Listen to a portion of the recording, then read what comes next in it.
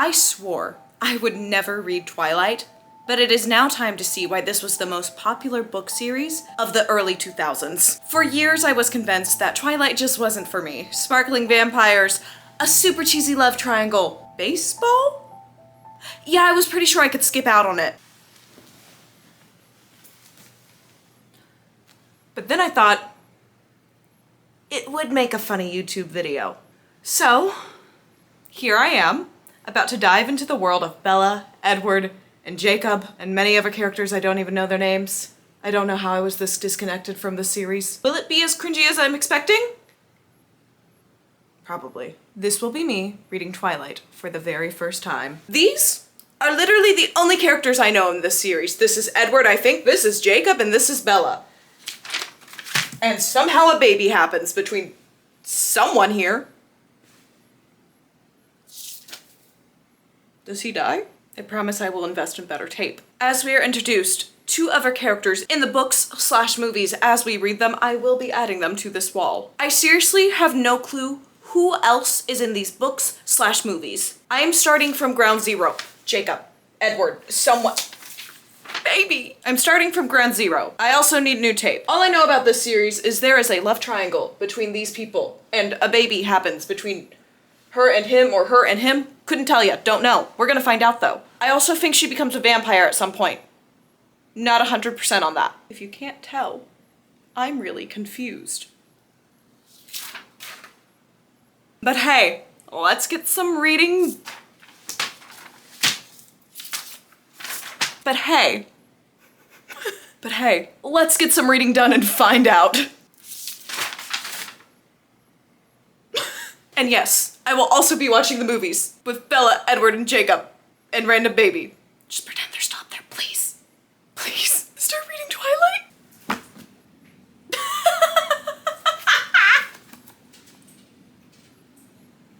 Not it starting off with a Bible verse. You could have let me guess.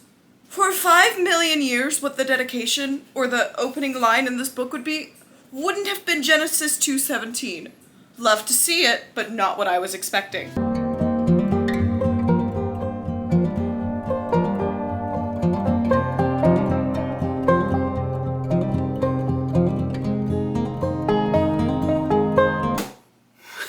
Don't question it, okay? If somebody comes over though, they're gonna think I'm insane because I'm gonna have this up for the next week or so. I'm about 200 pages into this. I just now have my footing in the story to be able to truly react to stuff and figure out what's going on. So let's cover the bases I've already gone through, okay? Starting off with, Bella normally lives with her mother, who she describes as, how could I leave my loving, erratic, harebrained mother to fend for herself? That's on page 4 of this book, by the way. But that's how she describes her mom, who she loves very much and is very close to, but she decides that she needs to punish herself, basically, is the information we get at the start of this book, and go live with her dad in Forks, Oregon? Wyoming? Seattle? Forks, Seattle? No. That's Forks, Washington. She decides she needs to go live with her dad in Forks, Washington. So he comes and picks her up from the airport and is driving her back, and they're having the most awkward father-daughter conversation you have ever heard in your life. It is unbearable. Like most of their interactions are for the first little bit of this book. So she starts talking about how she's gonna buy a car soon, and if he had found anything that she could purchase, and he was like, actually, I already bought you a car. And she was like, what? And he was like, yeah, I already bought you a car. She was like, oh, how old is it? And he was like, he bought it in 1984. She then goes, so when was it made? He goes, in the 60s. So she now has this old 60s truck. It is part of her personality though, instantly. Like it's part of her personality. She talks about it all the time. It is mentioned so many times in this book so far. The truck honestly should be up here on the wall, but I don't have space to waste space on a truck. I do have space to waste a giant piece of paper saying a baby though. The next morning when she wakes up, it is time for the first day of school. They're in their second semester of the school year when she's going to this new school. So she goes to this new school. She's meeting all these new kids. They're very interested in her because the town her dad lives in is so small, so close-knit. They all know she is coming. They all already know her name. She walks into the front office and they're like, Bella. And she's like, oh no, help. Maybe I shouldn't have sent myself here. Again, at this point, we still don't know why she's done that to herself.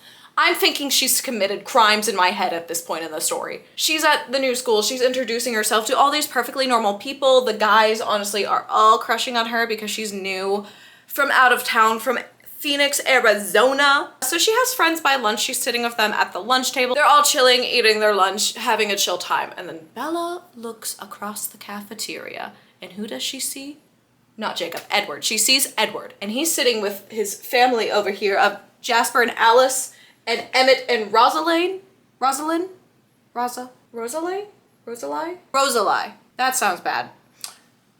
Rosa. I just heard it in an audiobook too. This is shameful. Edward is sitting next to all his other very pale, very mysterious, very rich looking people. They are all stunning. She's like movie star Hollywood stunning is what these people look like to her. And the normal kids that are sitting with her telling her about these people, they're like, they're a little odd. They all just sit there. And we quickly find out that they have just moved here from some small town in Alaska is the story we got, because they have their adopted dad who is like only 30 something, they say, I think. But he's a doctor in the town and he decided to move here because his wife, that we haven't heard much about, wanted to live in a small town, is the story they're going with. So after her and Edward have a staring competition in the cafeteria, we go on to the next class. And guess where the only available seat is? Right next to this guy. Shocker. So she's like, go, and goes and sits down next to this guy because it's science and they all have to be lab partners for the rest of the year. So this is now her assigned seat next to Edward Cullen for the rest of the year. The guy that she was just told is a little weird, a little creepy, and she's like, great. She goes and sits down, and this man for the duration of the class is just like at the far edge of his seat, hunched over slightly, holding his fist super tight the whole time. And Bella's over here like, what did I do? I just made eye contact with you for a couple seconds. Why are you this mad? And they don't talk at all, and he just storms out of the class and whoop, he's gone. So that's their meet cute, I guess. Skip to a few days later. She is back in biology class. And who's being friendly all of a sudden? Edward. He's like, hey, what's up? Trying to get to know her, trying to be all nice, and Bella's just sitting there like, and then she looks at him closer and she's like, his eyes are lighter in color than they were before. What the heck?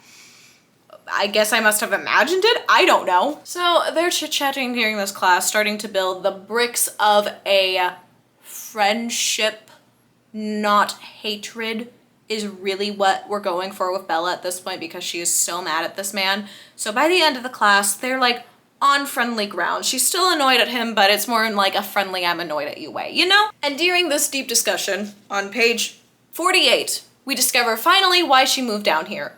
It's because her mother got remarried to a minor league baseball player and he travels around a bunch. So she's like, my mom's not happy because she's stuck at home watching me like a responsible mother should be. So she just banished herself to go live with her father. And the mom was perfectly okay with this. This is why she doesn't have a picture up here. She's not deserving of one. So that's the big reason Bella decided to uproot her life and move to this dreary city when she is a child of Phoenix, Arizona with sunshine, fun vibes, all the good stuff. It's all because her mom decided to marry a loser minor league baseball player that isn't even that good at the sport. This is how the situation happens with these two and a baby. Her mom should be ashamed.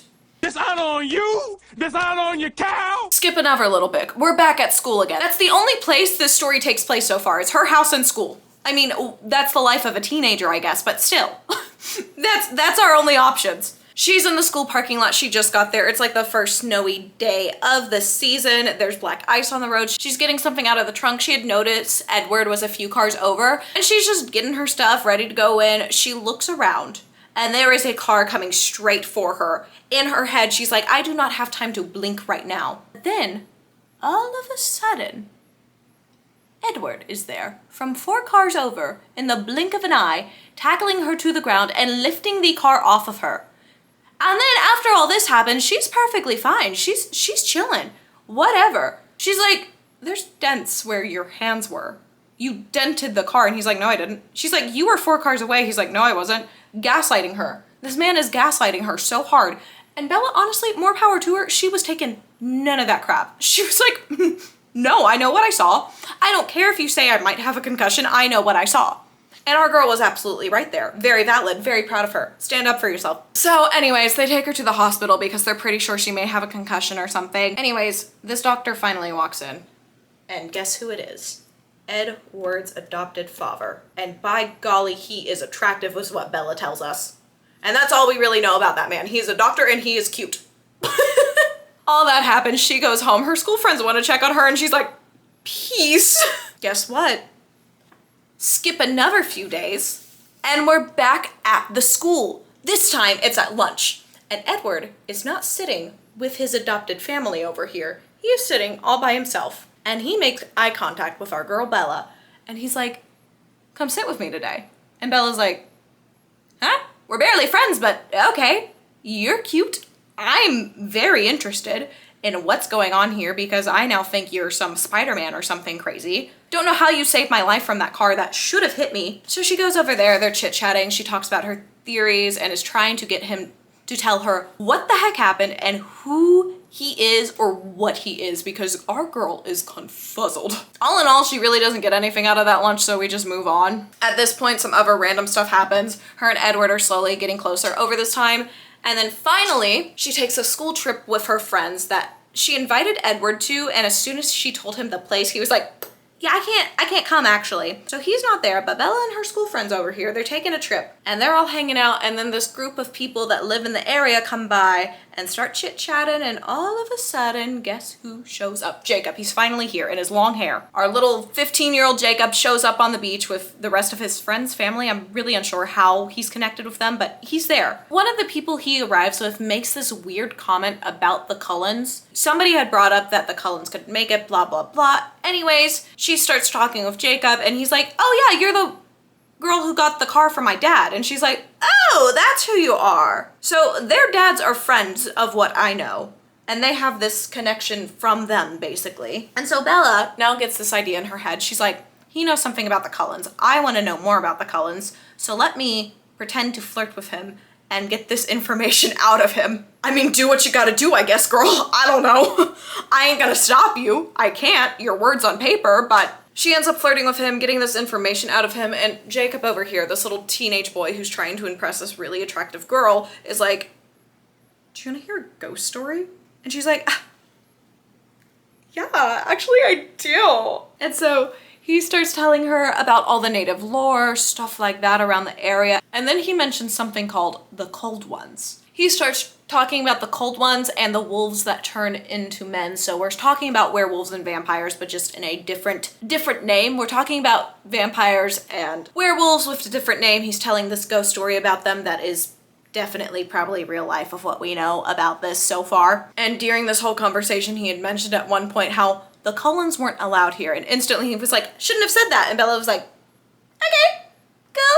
And so she goes home from this trip thinking, Cold Ones, werewolves, doesn't ever eat food, cold to this touch, super pale, sometimes looks really tired, then sometimes looks way better. But he can go out in the sun, so he can't be a vampire. Anyways, this all leads to her finally Googling vampires or searching up vampires on the web and trying to figure out if there's anything that really connects with them, but all of them say vampires can't go in the sun. So Bella's like, well, looks like a vampire, smells like a vampire, acts like a vampire, but can go out in the sun, not a vampire. A genius, what can I say? After all of this research and everything Jacob told her, Bella comes to this conclusion she has been at for a long time now and says, Edward Cullen's not human. He's something more.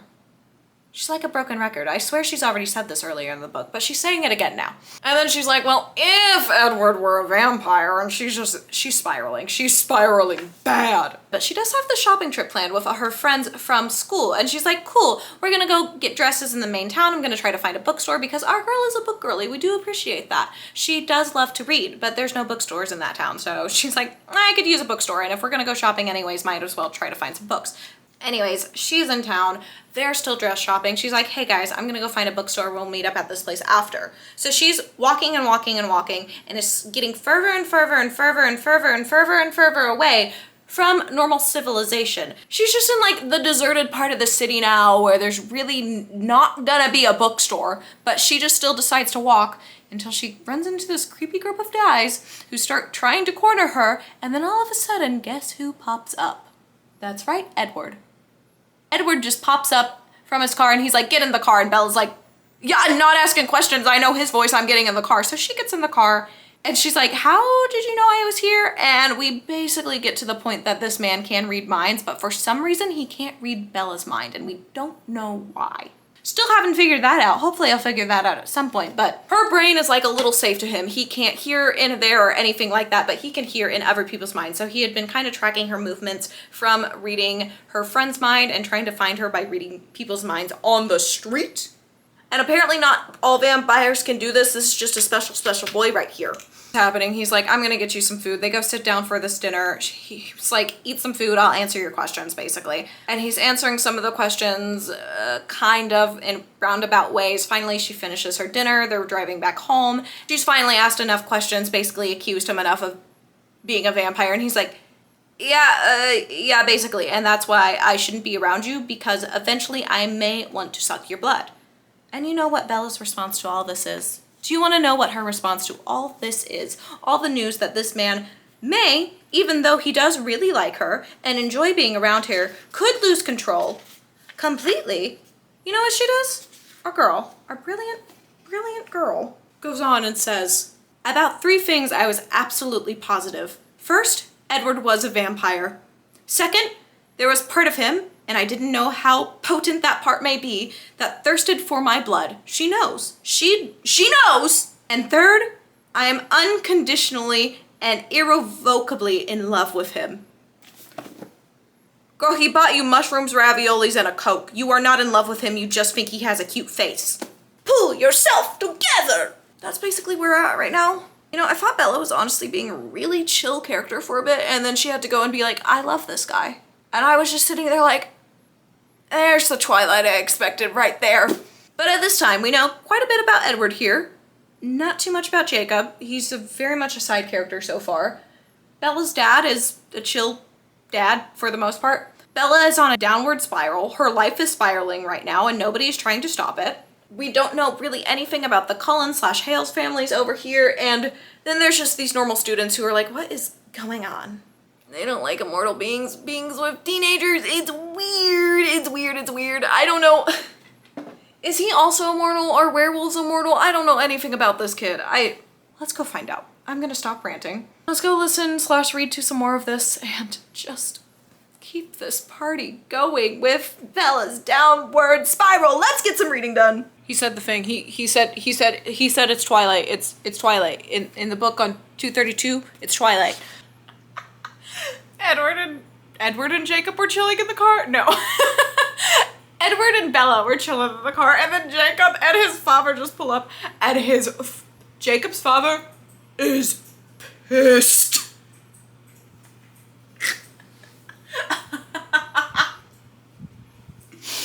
I just imagine Bella standing there like,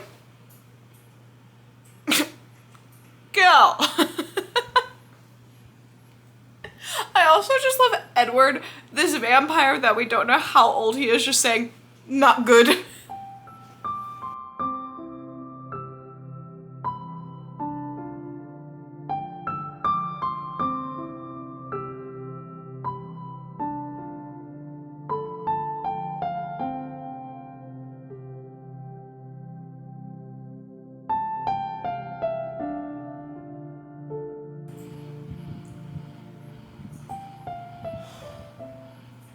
I don't know if you can tell, but I've just been sitting here cringing. My whole body has been tense. I need to take a break.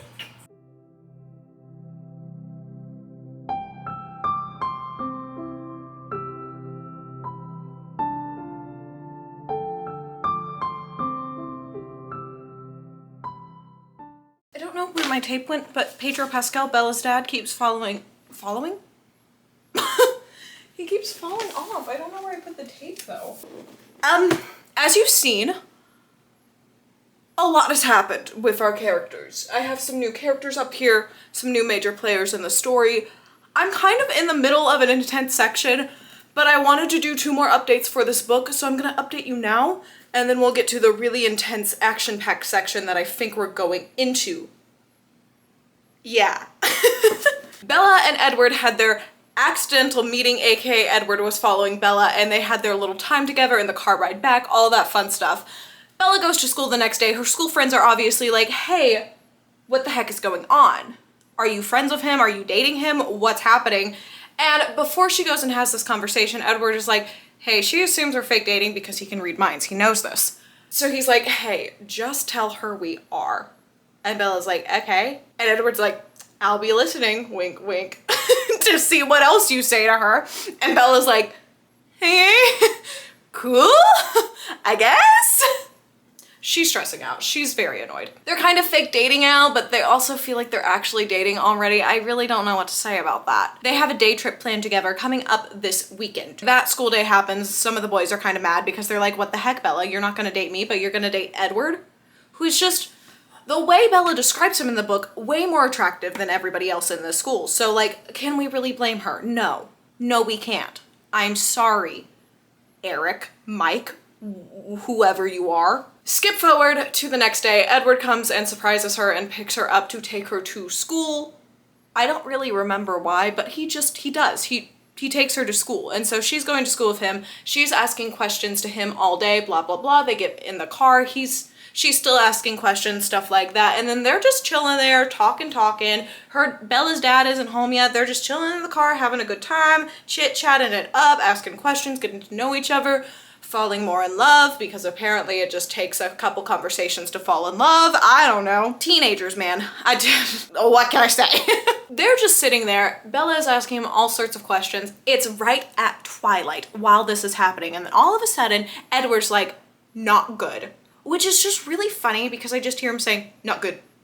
In my head, not how he said it, but that's how I hear it. So, not good. And Bella's like, what the heck is happening? Is my dad coming home? And he's like, it's not Charlie. She gets out of the car and guess who strolls around the corner in their car, drives around the corner. That's right, Jacob and Jacob's dad.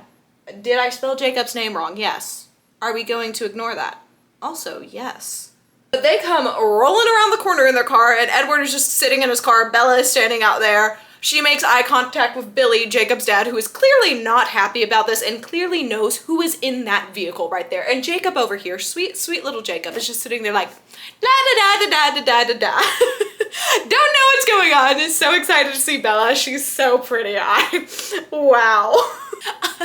Jacob is just a like golden retriever.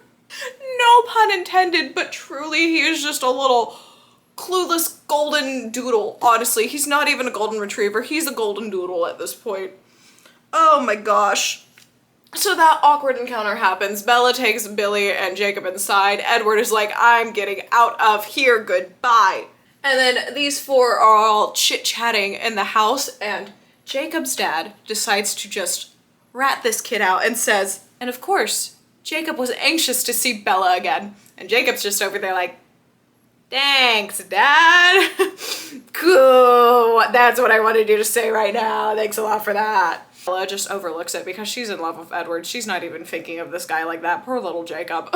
She tells Jacob, it's like, hey, it was Edward in the car. And he's like, that's why my dad was so mad. He really doesn't like the Cullens. And Bella's like, oh my word, it's still like that? And he's like, yeah, it is. Fast forward to Saturday. These two are going on a day trip. Bella told her dad she's going to Seattle. No, she's not. She's going to a random park with Jacob. They're going on a not mountain trail hike. He's just going on a hike with her that he knows of because, you know, they hunt for their food, for animals to drink their blood. They go on this hike, they get to this place finally, and Jacob's like, I told you while we were chit-chatting the other day, I would show you what happens when I go in direct sunlight. And this is when we get sparkle, sparkle, sparkle Jacob. Edward. Uh-oh. It was at this moment that he knew. Up. I'm sorry, I get their names confused a lot. And this is when we get sparkle, sparkle, sparkle Edward. He is just dazzling her, and Bella, in all her teenagerness, is like, wow, he's so pretty. I love him. But Daddy, I love him. And so they're basically just sitting there. Edward is eating this up. Bella is just like a jaw dropped. This is the most beautiful man I have ever seen in my life. And then she's like holding his hand, feeling over it. It doesn't feel any difference, but you know, she's still just like touching his hand, being all cutesy, and then she tries to lean in for a kiss, and this boy stands up so fast and runs so far away and is just so upset. And Bella's over there like, sorry, I thought we were having a moment. And Edward's like, no, it's not your fault. I just really wanted to kill you in that moment and suck all your blood. And Bella, in true Bella fashion, is not fazed by this one single bit. She does not care at all. I'm convinced you could tell her that her mother just died and she'd be like, okay. Such a weird fuck. Edward gets his bloodthirst under control and they end up having a sweet moment, but not before Edward makes it so awkward for everybody reading and everybody with multiple brain cells. He starts talking about the rest of her classmates and stuff and calling them children. And then he calls her little girl. And then we learn this man is like 100 years old.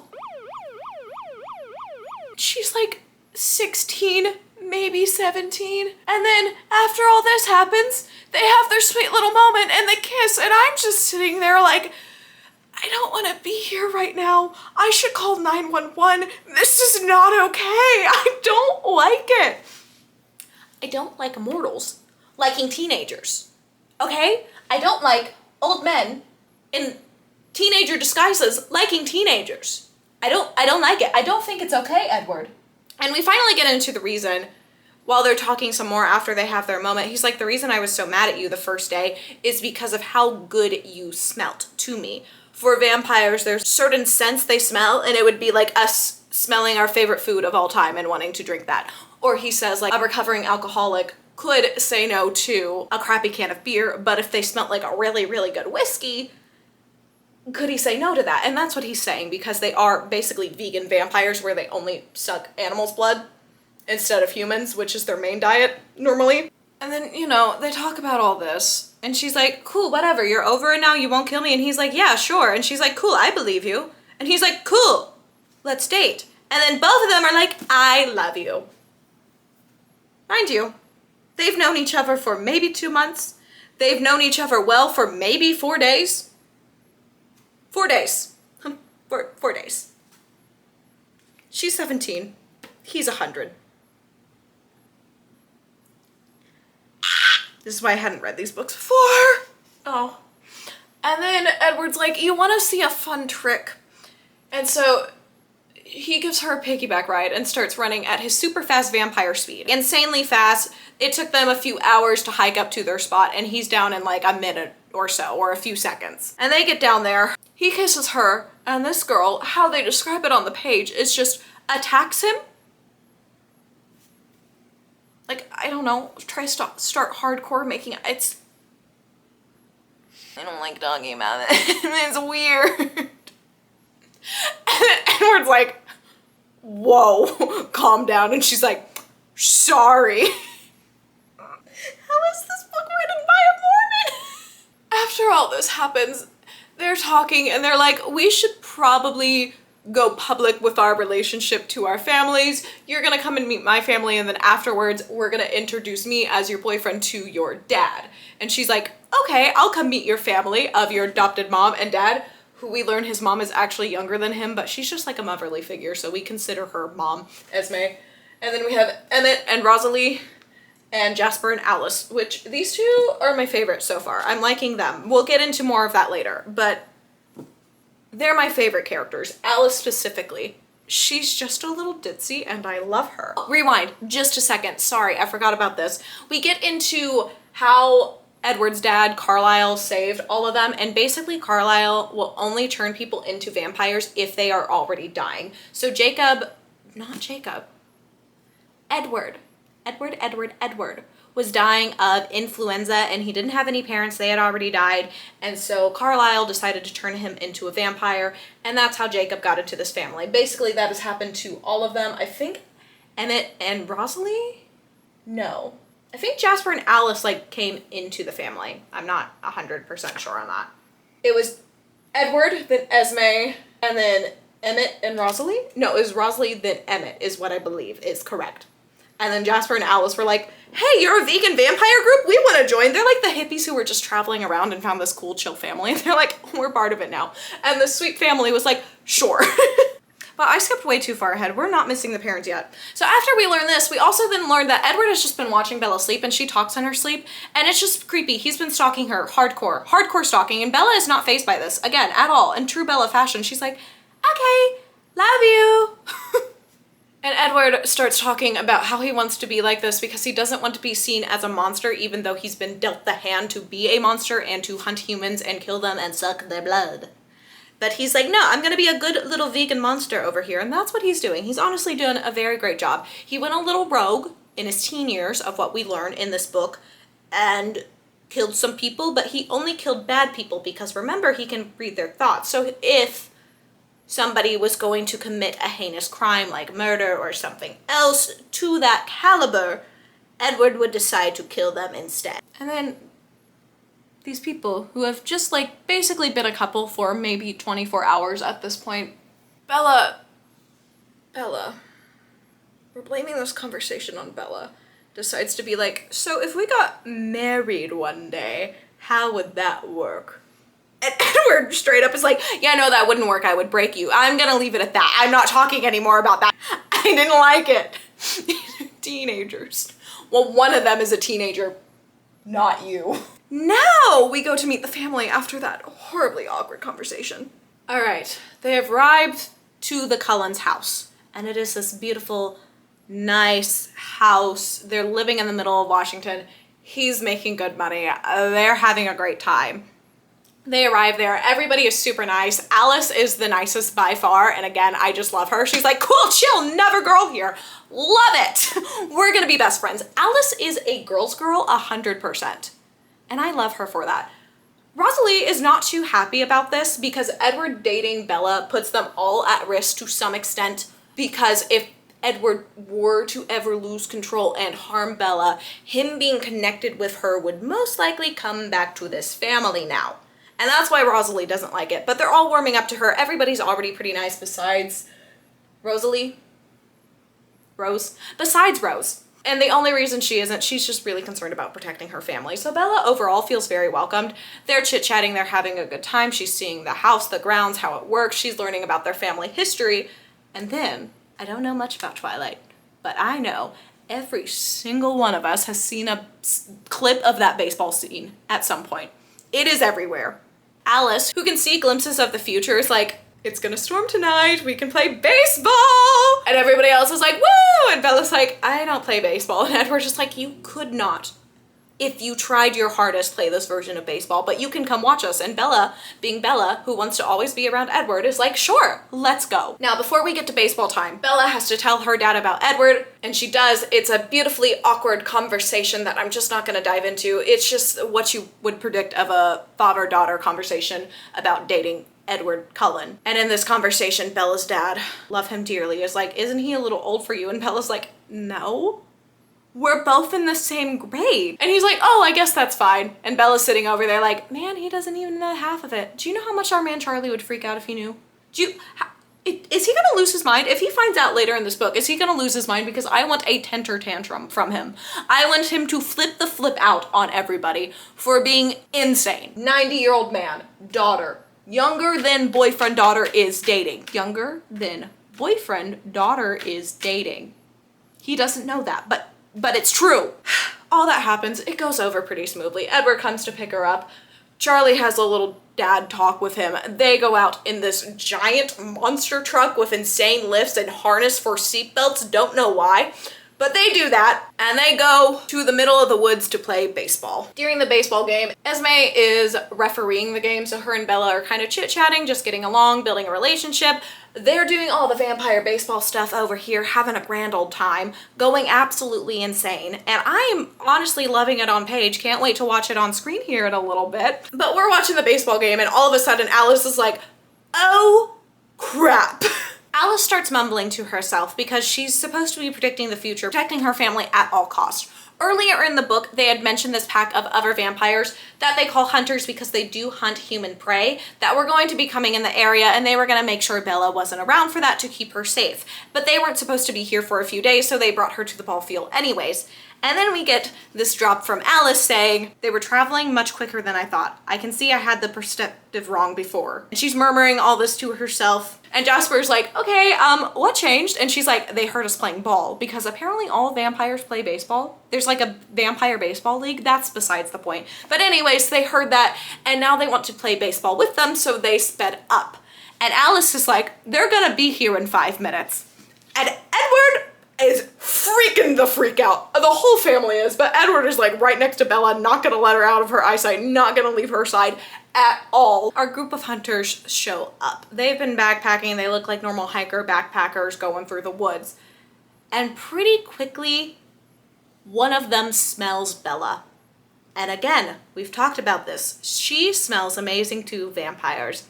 And this vampire in particular is what they call a tracker, who likes to hunt down their prey. This one specifically will not let a prey go once he has his eyes on them. And so him and Edward get in like this weird growling competition. Bella is back there like, uh-oh. And they kind of diffuse the situation enough for them to get away for now, but the whole family knows that this guy is still going to be trying to get Bella and suck her blood. And then we have 4 of our vampires that go back to the house, and our other 4 characters get in the car. That being Bella, Edward, Emmett, and Alice get in the car trying to protect Bella. Edward's like, we are going to run away right now, get her to a safe place, get her out of this town until we can kill this tracker, because that is what we're going to have to do to keep Bella safe at this point. And Bella's like, no, I don't want to do that. And they just like bulldoze over her. These 3 are talking, arguing, and finally Bella's like, hey, got a plan back here. No, I'm not immortal, but let me talk. Talk she does. We're gonna pretend we broke up. I'm gonna be so upset. I'm gonna storm into the house, start packing my bags, and I will come right back out. Edward's like, you have 15 minutes to do this. Bella's like, okay, I can do that. So they walk up to the door together. She yells, Edward, how dare you? And runs up to her room, starts packing. Charlie is like, whoa, whoa, whoa, whoa, whoa, whoa, whoa, calm down. It's okay, you can't leave right now. And she's like, I do not care. I want out of this town. I am leaving. Putting on the acting performance of her life, might I say. They get out of the house. She gets in her car. She drives off quickly. Edward hops back in, and then Emmett jump scares them. She screams so loud, and Edward's like, yo, it's just Emmett, it's fine. And she's like, oops, sorry, not important, but I wanted to include it because I did find it a little funny. They're driving back to the house. They're getting a game plan together. Her and Esme swap clothes, so her scent will be on her as well. Esme and a group of them, including Edward, go in a separate direction. Bella, Jasper, and Alice are going to go hide in a safe place until the other vampires can hunt down the other 2 and kill them. Now, one of the 3 hikers that came is like, yeah, I know they're insane. They're just gonna find a different coven to join, okay? And they're like, cool, we're gonna go kill the other 2. And he's like, chill, that's fine. He overstepped. I got it. Please don't kill me. But before he says all of this, he does do some lore drop, and he's like, this is one of the strongest vampires I have seen in a very long time. And that is where I left off. They are running to the safe house over here. These other 4 are hunting down the vampire. I have about 90 pages left, and I feel like this is going to be the most intense action we got in the book. And I'm actually very excited for it. There hasn't been too much action. It's been a lot of world building dialogue. Let's get this party rolling, you know? I don't think anybody's gonna die in the first book besides the 2 they're hunting down, but I also don't know if this is how Bella turns into a vampire, because the first page in this book and the first sentence we get is, I'd never given much thought to how I would die. I don't know if that's like building us up for knowing that Bella's gonna die in this book. I really don't know what's gonna happen here, but I mean, if Bella dies, obviously she'll be brought back as a vampire, and I know she turns into one at some point. I just don't know if it's in this book or not. So we're gonna find out here tonight. I'm very excited, but that was the seat, I promise. With all that lore being dropped on all of y'all, let's go get some reading done so we can finish up this recap and watch the movie and see how it compares, shall we? We shall. Just so everybody knows, my sister's reading this with me, and we were just talking about the scene I was just ranting about where he's talking about her classmates as children, and she's like, no, it's fine. She's an old soul. Just know we are very sarcastic, and neither of us condone the actions of Edward Cullen. Thank you very much.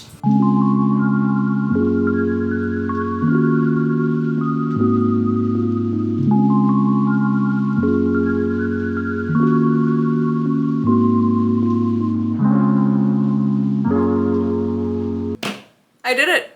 I can officially say I've read Twilight. The first part was better than I was expecting, but it just got worse and worse and worse. It just got cringier and cringier and cringier, but I didn't hate it. But it was like the trash TV you watch for fun and no value, you know?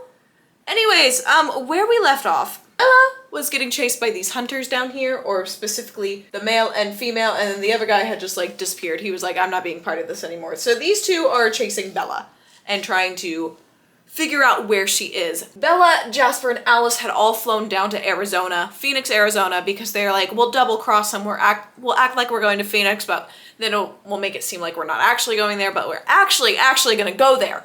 So that's what they were doing. They were hanging out in a hotel room while Edward and the rest of the gang were split up chasing this hunter, the male hunter, and the female hunter separately, and also watching Bella's dad, Pedro Pascal. So they're doing all of that. They haven't heard from them in a bit, and then they finally get a call. Bella's so relieved to hear from them. Alice is like, cool, figured I would hear from you soon. Anyways, not a big deal. Edward's like, we lost him, we're gonna go back to Washington, figure out where he is. And then cut a little bit later, he actually is flying down to Phoenix where Bella is. Now remember, he is trying to kill Bella. So Edward isn't too happy about that. So him and the rest of the gang hop on a plane to go to Phoenix and meet up with the rest of the gang that's down in Phoenix, aka Jasper, Alice, and Bella. They're flying down there, and then Bella leaves a call from her mom being like, hey, something's happening. Can you please call me as soon as you get this message? Trying not to panic her too much, but also trying to be able to warn her to not come back to Phoenix right now because it's not safe. It's a call back from her mom, and all she hears is, Bella? Bella? And Bella's like, calm down, it's okay, I didn't mean to freak you out that much. She's trying to explain this in a rational way and not make it seem like she's about to die right now. And then, all of a sudden, this agitating little voice, no, this terrifying man voice pops in on the other line and is like, hey Bella, I'm gonna need you not to speak until I tell you to speak right now or I'm going to kill your mom. And Bella's like, oh crap. She walks in another room because Alice was in the room with her, but she's like, I'm going to give myself away and he's going to kill my mom if he thinks I've given us away right now. So she walks in another room, they're going for all of this. He tells her where to meet her at the house. There's going to be a letter for her letting her know where to go. Prior to this phone call, Alice, who can see visions of the future, had seen a vision of a dance studio, and Bella was like, oh, that looks a lot like the dance studio I went to when I was younger. And Alice is like, that's weird. And she's like, no, I'm sure all dance studios look the exact same. And Alice is like, okay. So nobody's really too concerned about that.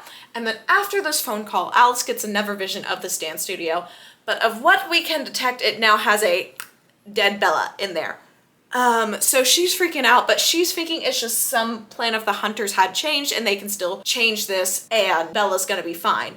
Little does she know, Bella is planning to escape so she can save her mom. They're all heading to the airport?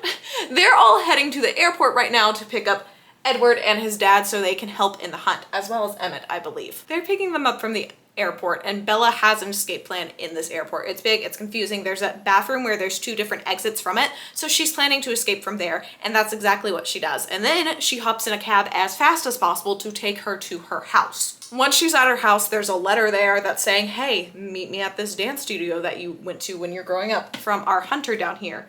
And she believes the hunter and her mom, who I still haven't put on the board. I'm sorry, you weren't important until now and I didn't feel like printing out a picture. I'll get one for you next time, girl. No, I won't. You're just not that important. Bella is now going to her old dance studio, flipping out. She's like, I don't want my mom to die. I'm just hoping they don't try to track me down. Before this, I'm just going to sacrifice myself so my mom can live at this point. She gets there, she hears her mom freaking the flip out and she's like, oh my gosh, my mom's here. It's gonna be okay. Just stay calm. I'm gonna be okay. I'm gonna save her. It's gonna be chill. And then she walks into the room and it is just a TV with a home recording of her mom freaking out about Bella doing something. And Bella soon realizes this guy does not have her mom. He was just using the home videos they had at home. And so Bella's like, I didn't have to come here to save my mom. And he's like, no, but you're here now. And then he starts beating the crap out of Bella and filming the whole thing because he wants Edward to try to hunt him down and kill him. And I don't know why, because Edward's family is all super tight-knit and I feel like they would have all gone together, so this guy was planning his own demise. Bella is getting the snot knocked out of her. Her leg's broken, her ribs are broken, she's bleeding from her head. It is not going well And then all of a sudden, as she's like losing consciousness, going away from this world, the Cullen family burst in and they beat this dude up, of what we know. They're making sure Bella's okay because we're in Bella's perspective. We don't see all of this go down. But she's coming back to, and she's like, okay, I'm still alive. Edward is here. I'm fine. And then all of a sudden she's like, my hand is on fire. My hand is on fire. Put it out right now. Why are we not freaking out that my hand's on fire? And the Cullen family looks down and notices there is a vampire bite on her hand. Now, Bella had learned earlier from Alice that this vampire bite would have turned her into a vampire. There's about 3 days of suffering they have to go through with this venom flowing through them, converting them to a vampire to become one. And so Edward's dad, Carlisle over here, is like, Edward, try to suck the venom out so she doesn't become a vampire. And Edward's like, I don't know if I can do that. I don't know if I get a taste of her blood, if I can resist the urge to do that. But he ends up doing that. He's very tempted to just suck her blood, but he doesn't. So she lives, and then we come to in the hospital. She is recovering. Edward is there. Her mom is there. Some of the other Cullens are around. They had made up this story that she had come to talk to them in a hotel and she fell down the stairs through a window, and Edward was like, really not that shocking for you to do that. And she's like, okay, rude but fair. And then Alice, our homegirl over here, was just fabricated all the evidence to make it look so real. Edward was like, you could probably sue the hotel, and they couldn't fight it in court. She's like, cool, good to know. So the next book is just about her winning a court case. And then her mom and her are talking, and her mom's like, no, I don't want to go sleep at the house right now. There's been some crime in the neighborhood. And she's like, what crime? She's like, the dance studio that you went to as a kid. Yeah, it's completely burnt to the ground because that's what the Cullens did to cover up the mess. And like we've discussed before, the only way to kill a vampire is to set them on fire. So that's what these vampires did. They set the other vampire on fire. He's dead. I don't know if they killed her as well though. Not certain. So she may still be a player, but he is God. All our main characters still alive, still doing good. Now, to finish up the book, we're at the epilogue of the book. Bella is in this nice, pretty dress. Her hair's all done up, blah, blah, blah. Edward's in a tuxedo. They're heading somewhere. It's a surprise for Bella. Now, Bella is so stupid somehow that she doesn't realize that he's taking her to prom. And she freaks out about this. She's super mad. She's very upset. He's like, dude, you literally walked into your own death. You literally walked into your own death less scared than going to the prom. Chill out. And she's like, okay, fair point. So they go to prom. They finally get there. They're having a cute little dance. And then guess who walks in? That's right, Jacob. Our man Jacob walks in. And apparently he has a growth spurt. He's like 6'2" now. He's like super skinny is what they said. I don't know. He like went through that growth spurt where the boys go through their growth spurt and they're just like long and gangly there for a bit. Totally fine. But that's what Jacob's like right now. And he cuts in for the dance and he's like, hey Bella, my dad wants me to tell you this thing. I don't really want to, but my dad asked me to do this and he said he would buy me this car part I've been trying to get for a while to get this car up and running. And Bella's like, it's no big deal, just tell me, what is it? And Jacob says, well, this is so stupid. I'm sorry, Bella. He wants you to break up with your boyfriend. He asked me to tell you, please. And then Jacob's like, oh my gosh, this is so stupid. And she's like, he's still superstitious, eh? And Jacob is like, yeah, he was kind of over the top when he got hurt down in Phoenix. He thinks it's the Cullens' fault. I mean, which it is. Jacob is right. Jacob's dad is right. And then he's like, okay, but I have to tell you one more thing before I can go and get this car part, but I really don't want to, so just leave it at that. And she's like, whatever, just go ahead and tell me. It's really not that big of a deal. And Jacob goes, okay, but geez, this sounds bad. He said to tell you, no, to warn you that, and this is his plural, not mine, will be watching. And Bella's like, whatever. And Jacob's like, you're not upset? She's like, no, he's just doing it out of love for Charlie and respect for him. I'm really not that upset about it, which, I mean, this girl is just not upset about anything besides going to a prom. But that's basically where we end the book. Edward mentions that it's twilight again. As we're ending this book, they're sitting outside talking. She's still trying to convince him to turn her into a vampire because she wants to live forever with him because they are in love. I don't know how Edward thinks this is going to work out otherwise, but he doesn't want to do that. Which, I mean, that's the only decent thing he's done in this book. Besides that, he just decided to date a child. So that's where we ended that book, and now I'm gonna go get some popcorn ready and we're gonna watch this movie. This will be an experience. As you can see, I'm ready to watch the first Twilight movie. Let's go. I'd never given much thought to how I would die. Ooh, pretty. All right. Scenery. Hunger Games. This deer don't stand a chance. Not her holding the cactuses. No, that's not what we do in desert states. Twilight.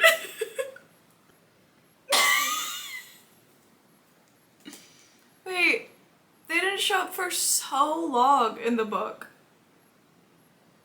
And Jacob's the first one we meet now? He's such a baby in this movie. Oh. That's this one? Yeah, right there. Shark Boy's killing it in this role. What are you doing here? Kendrick? She's got a great spike, huh? I'm Jessica, by the way. Oh. Here they are. Alice, my queen. Give it. Who are they? The Cullens. Who's he?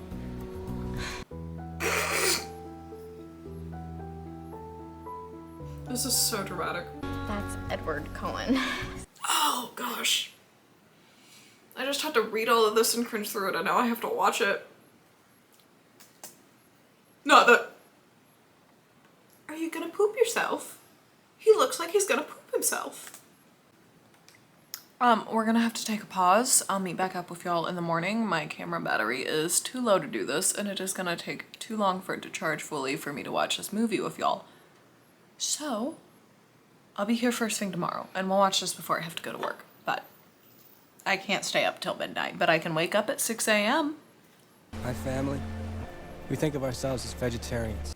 I just got it in the last scene because he was asking snarky and stuff like that, but he's British, but he's doing that same accent that Sam Claflin did for Finnick Odair, which, I mean, we all know I found much more charming. But you can still just tell it's not like an American accent per se. That might just be me, but he sounds so much like Sam Claflin trying to sound less British for Finnick. It's very funny. Bella won't be out too late tonight. She's just gonna play baseball with my family.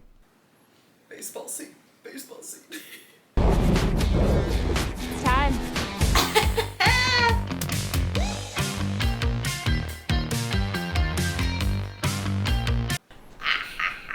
Take her, man.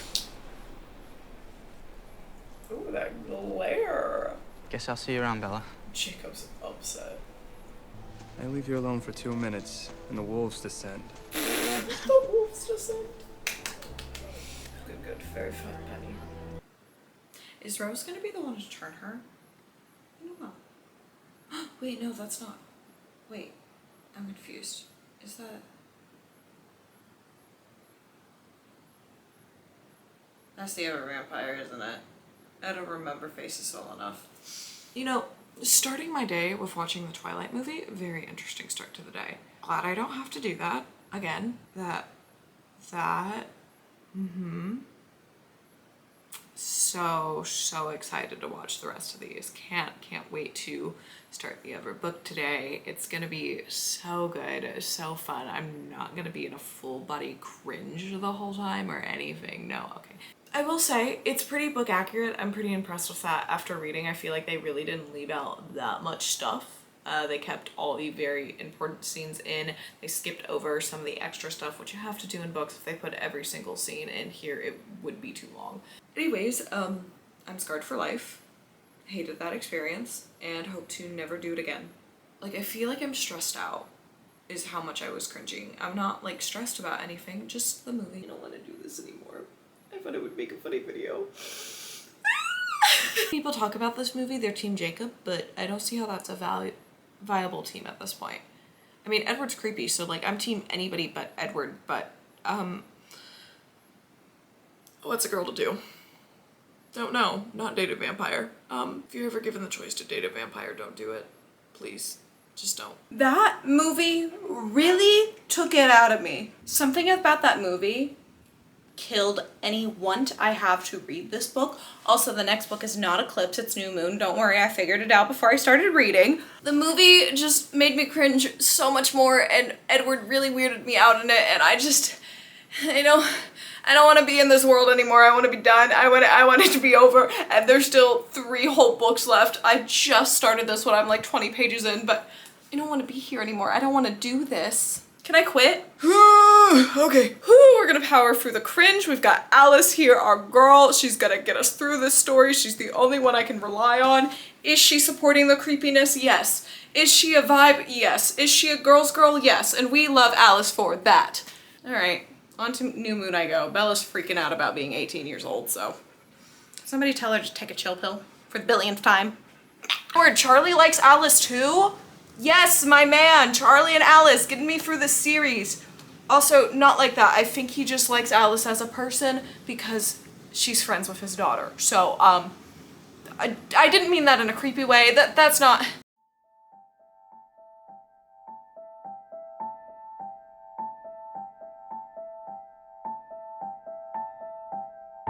Good news. The books are just easier to get through. They're still kind of bad, but they're bad in a fun way. I'm actually feeling a little sorry for Bella right now going through her breakup. It's a little sad to watch. Jacob's back! Okay, a lot has happened in New Moon, and I am not mad in the slightest bit at it right now. I'm actually quite pleased with how the story is going. Thank you, New Moon. Stephanie Meyer likes to do this thing where she starts off the book with like this ominous fortune of what's probably gonna happen later on in the book. We got the same thing with Twilight. It's like a 1-page blurb real fast of a future thing in the book. Very interesting. So we open this book. It is Bella's 18th birthday. Edward is no longer a criminal. Say, yay, Edward! No more criminal charges! Except he was already dating her before the fact, so technically still a criminal. Bella is so upset to be turning 18 because Edward is only 17 and he never turned 18 because vampires don't age, so he's stuck at 17 forever. So now Bella's a criminal. What is happening? No, now she's just upset because like, well, I'm already older than Edward and I'm just gonna keep getting older. So she's super cranky. She doesn't want anybody to celebrate her birthday. Everybody celebrates her birthday. She's so upset about this. Edward's trying his best to act like it's not her birthday because that's her wish. And then Alice is like, no, it's your birthday. I'm so excited. We're gonna have this whole party tonight. It's gonna be great. And Bella's like, I'm 18, I'm older than Edward. And Alice is like, that's literally a year older. It does not mean anything. You're fine, calm down. She's pouty during the whole school day. Anyways, they get home from after. Edward and Charlie are talking, trying to hype her up to get to go to the Cullens house for the party they have planned, and Edward mentioned to Bella in private that this was the first birthday party they've really had since Emmett's birthday in 1935. 1935 is the last party. They're talking and they're talking about how Alice has set this all up, and Charlie, being sweet, sweet Charlie he is, he's like, oh, say hi to Alice for me. She's such a good friend to you. I love her so much. She's so sweet. Basically, in my head, he's just confessing that he sees her as one of his own daughters at this point. And I really love that because Alice is just an icon. She's a little bit ditzy too, but in the right way, unlike someone else on this board. Back to Emmett and Rose being there. They've actually been out of the country for the last little bit because everybody in town thinks they're at college, and Rose is still not too happy with Bella and this whole situation. So they've been out of town, but Bella's so excited to see Emmett again. She says, I see him as a big brother, but scarier. And this is the first time she's had common sense in a while to say that he is a little bit scary, and I appreciate that from Bella. I'll take whatever common sense I can get. While they're on the way to the party, Bella is still trying to convince Edward to just turn her into a vampire because why wouldn't he want to? She doesn't understand what the consequences are besides her being immortal and them getting to be together forever. She's super upset about this whole thing, and Edward's like, just stop it, I'm not doing that tonight. And she's like, maybe Alice will. And he's like, no, she won't. Probably. They continue on to the party. So they're all hanging out at the party, and Alice is like, oh my word, you have to open our presents. This is so exciting. We all got you presents even though you said you didn't want any, but we all got you presents, which includes a radio that Emmett is currently installing in her old truck, a new radio for her because they're just the sweetest people ever. They may be a little creepy, but I can't deny it. A lot of them are sweet. Edward's still my least favorite out of the bunch, I'm not gonna lie. She's unwrapping some presents and stuff like that. Finally, she's unwrapping one and she gets a paper cut, which normally not a big deal, except there are vampires around, and we've already gone over this, that she has very, very intoxicating blood. So Jasper over here, loses complete control of himself and tries to suck the blood out of Bella. And Edward luckily tackles her before this happens. He knows what's about to happen. They go crashing on the table. She crashes into some glass. She gets a giant gash, so now there's even more blood and all the vampires are going crazy. Edward is doing his best to protect her, and Carlisle over here is like, guys, calm down. Get Jasper outside. The rest of you leave that need to. I'm gonna take care of Bella because I'm in the hospital all day around blood. I'm used to it now. It's not a big deal. So after the whole frenzy where we're scared Bella may die on her birthday, 40 pages into this book, Carlisle takes her into the other room, starts giving her stitches, and this is where we get some very important information and some very interesting information. Carlisle starts talking about his past, and we get, so I didn't agree with my father's particular brand of faith, but never in the nearly 400 years now since I was born have I ever seen anything to make me doubt whether God exists in some form or another. Not even the reflection in the mirror. Basically saying, even though I'm a monster, I still believe there is a creator of this world. Which, the creator is Mormon. I just wasn't expecting Christian vampires. Not what I was expecting. Interesting take. I wasn't respecting religious vampires, I should say. But basically he's like, I believe there's a God, but I believe with what I am now and what creature I am that I no longer have a soul, and I have a soul, I promise. He's like, I believe I no longer have a soul or any of the vampires, and we strongly believe that we will not be going to an afterlife. And Bella's like, that's why Edward doesn't want to turn me, isn't it? And he's like, yeah. And it's starting to click in her head why, and she's like, well, I want to be with him forever. It doesn't really matter. I still want him to turn me. And he's like, would you let Edward give up your soul? Give up his soul to be with you? And Bella, using her big brain, is like, no, probably wouldn't. But I still want to. So we kind of come to the end of that problem for a little bit, but not really. Bella still just wants to be a vampire. She does not care about getting into the afterlife or heaven at all. She just wants to be with her hot vampire boyfriend. What a sentence. Quickly after all of this happens and Bella is stitched up by Carlisle, Edward takes her back home, and in the car ride back, you can see Edward is just not happy about what's going on, and Bella can sense something is off. And Edward drops the most reasonable line he's dropped in this whole book series so far. They were talking about Mike and he just got brought up in the conversation as a throwaway, and Bella was like, how did Mike get brought up? And Edward goes, Mike Newton ended up in this conversation because Mike Newton would be a hell of a lot healthier for you to be with. Still don't really like you. But that was some facts right there indeed, sir. Very proud of you. Good job. They finally get home. They're unwrapping the rest of the presents. We figure out that the present Edward got her was a recording of piano instrumentals that he had made up, and specifically the one that he had called her lullaby, basically, which is very sweet. Still don't like you, but very sweet. Bella is starting to sense that something is not right and something bad is about to happen, and then the next morning Edward drops that Jasper and Alice are no longer in town. They've gone. Jasper decided he needed some space from this whole situation, and Bella's like, okay, that must be all. That sucks, but I still have Edward, so I'm fine. And so they go through a couple more days like this, and finally Edward is like, hey, we need to talk. And Bella's like, okay, this is where I find out what's going on. They walk into the woods just a little bit, and Edward's like, we're leaving. And Bella's like, cool, I can't wait to go. Let's go. I'm gonna miss my parents, but let's go with my hot vampire boyfriend. And Edward's like, no, we're leaving. As in me and my family. You're staying here. I will not be seeing you again. Goodbye. And he runs off into the woods. Bella tries to go after him for a little bit, which we all know how fast Edward is at this point. That was pointless. And she gets herself lost in the woods and just sits down distraught in the dead of night. And this is where we discover it's so dark outside because it's a new moon. Roll credits. Oh, and before Edward has left, he said, don't do anything stupid or reckless, and just keep that in mind. Bella is sitting in the woods and a search party starts searching out for her. Finally, somebody from the town finds her. They bring her back home. She's perfectly fine. Her dad was worried sick, but he is happy that Edward and his family are gone because they have caused a lot of problems for his daughter. This is a good dad right here, and I very much appreciate this man.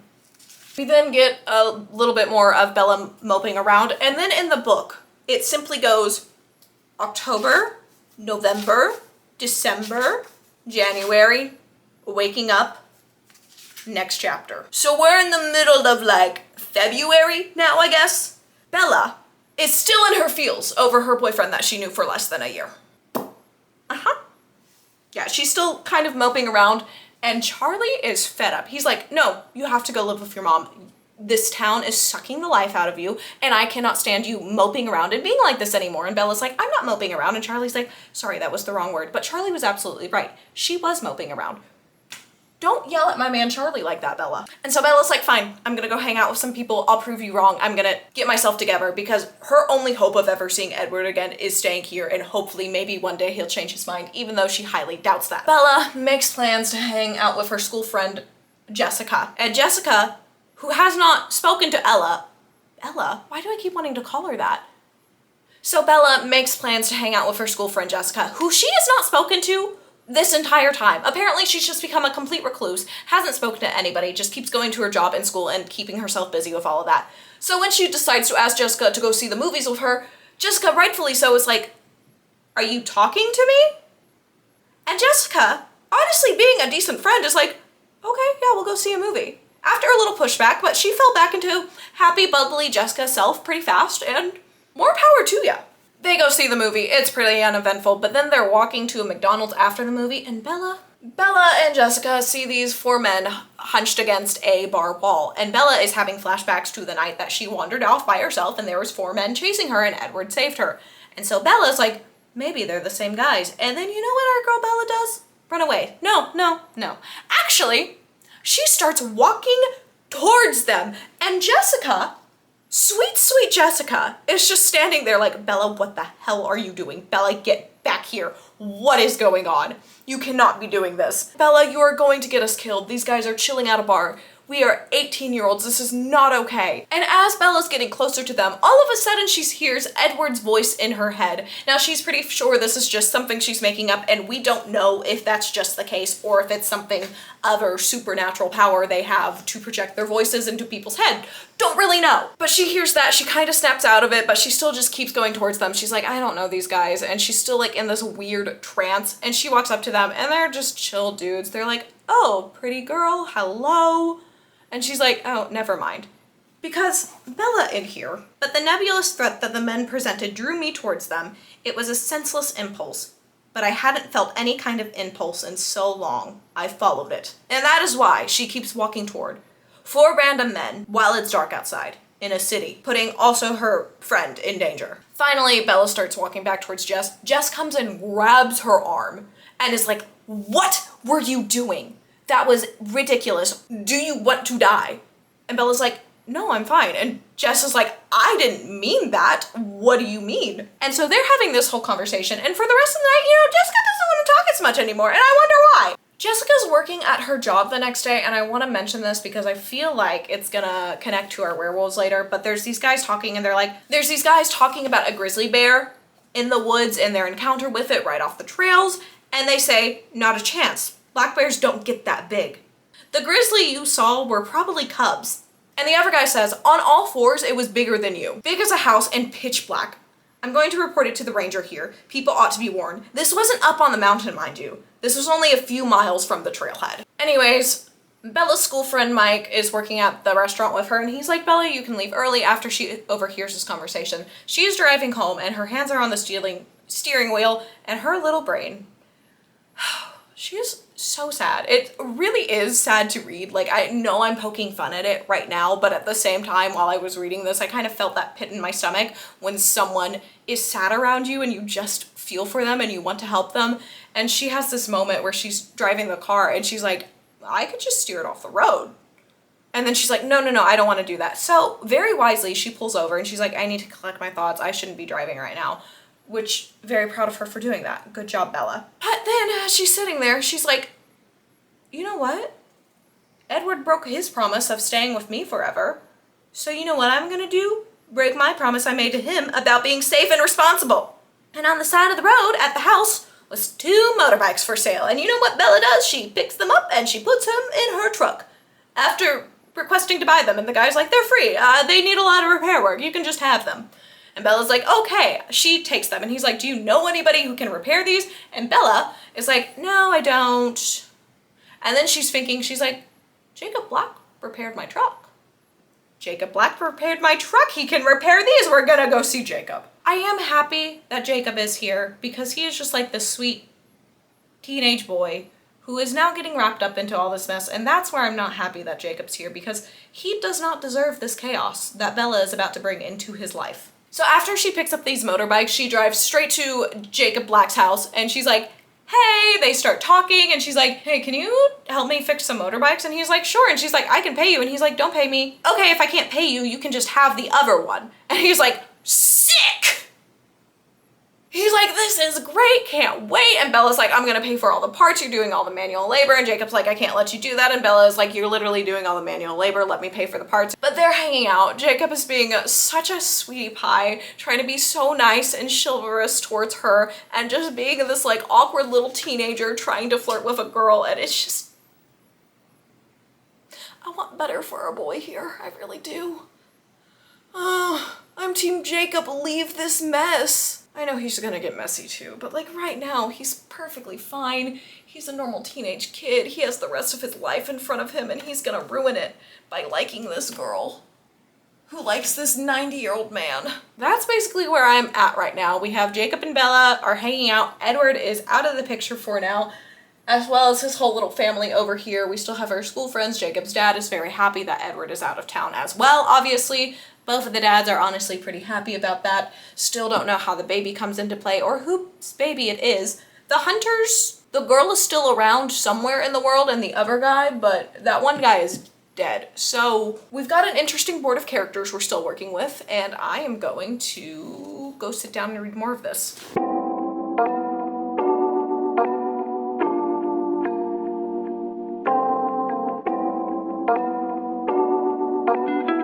It's actually like a cloudy day in Texas and not 4 million degrees out. You know, the Cullens might be able to walk outside without glowing, shimmering, glittering, shining. Na, na, na, na, na, na.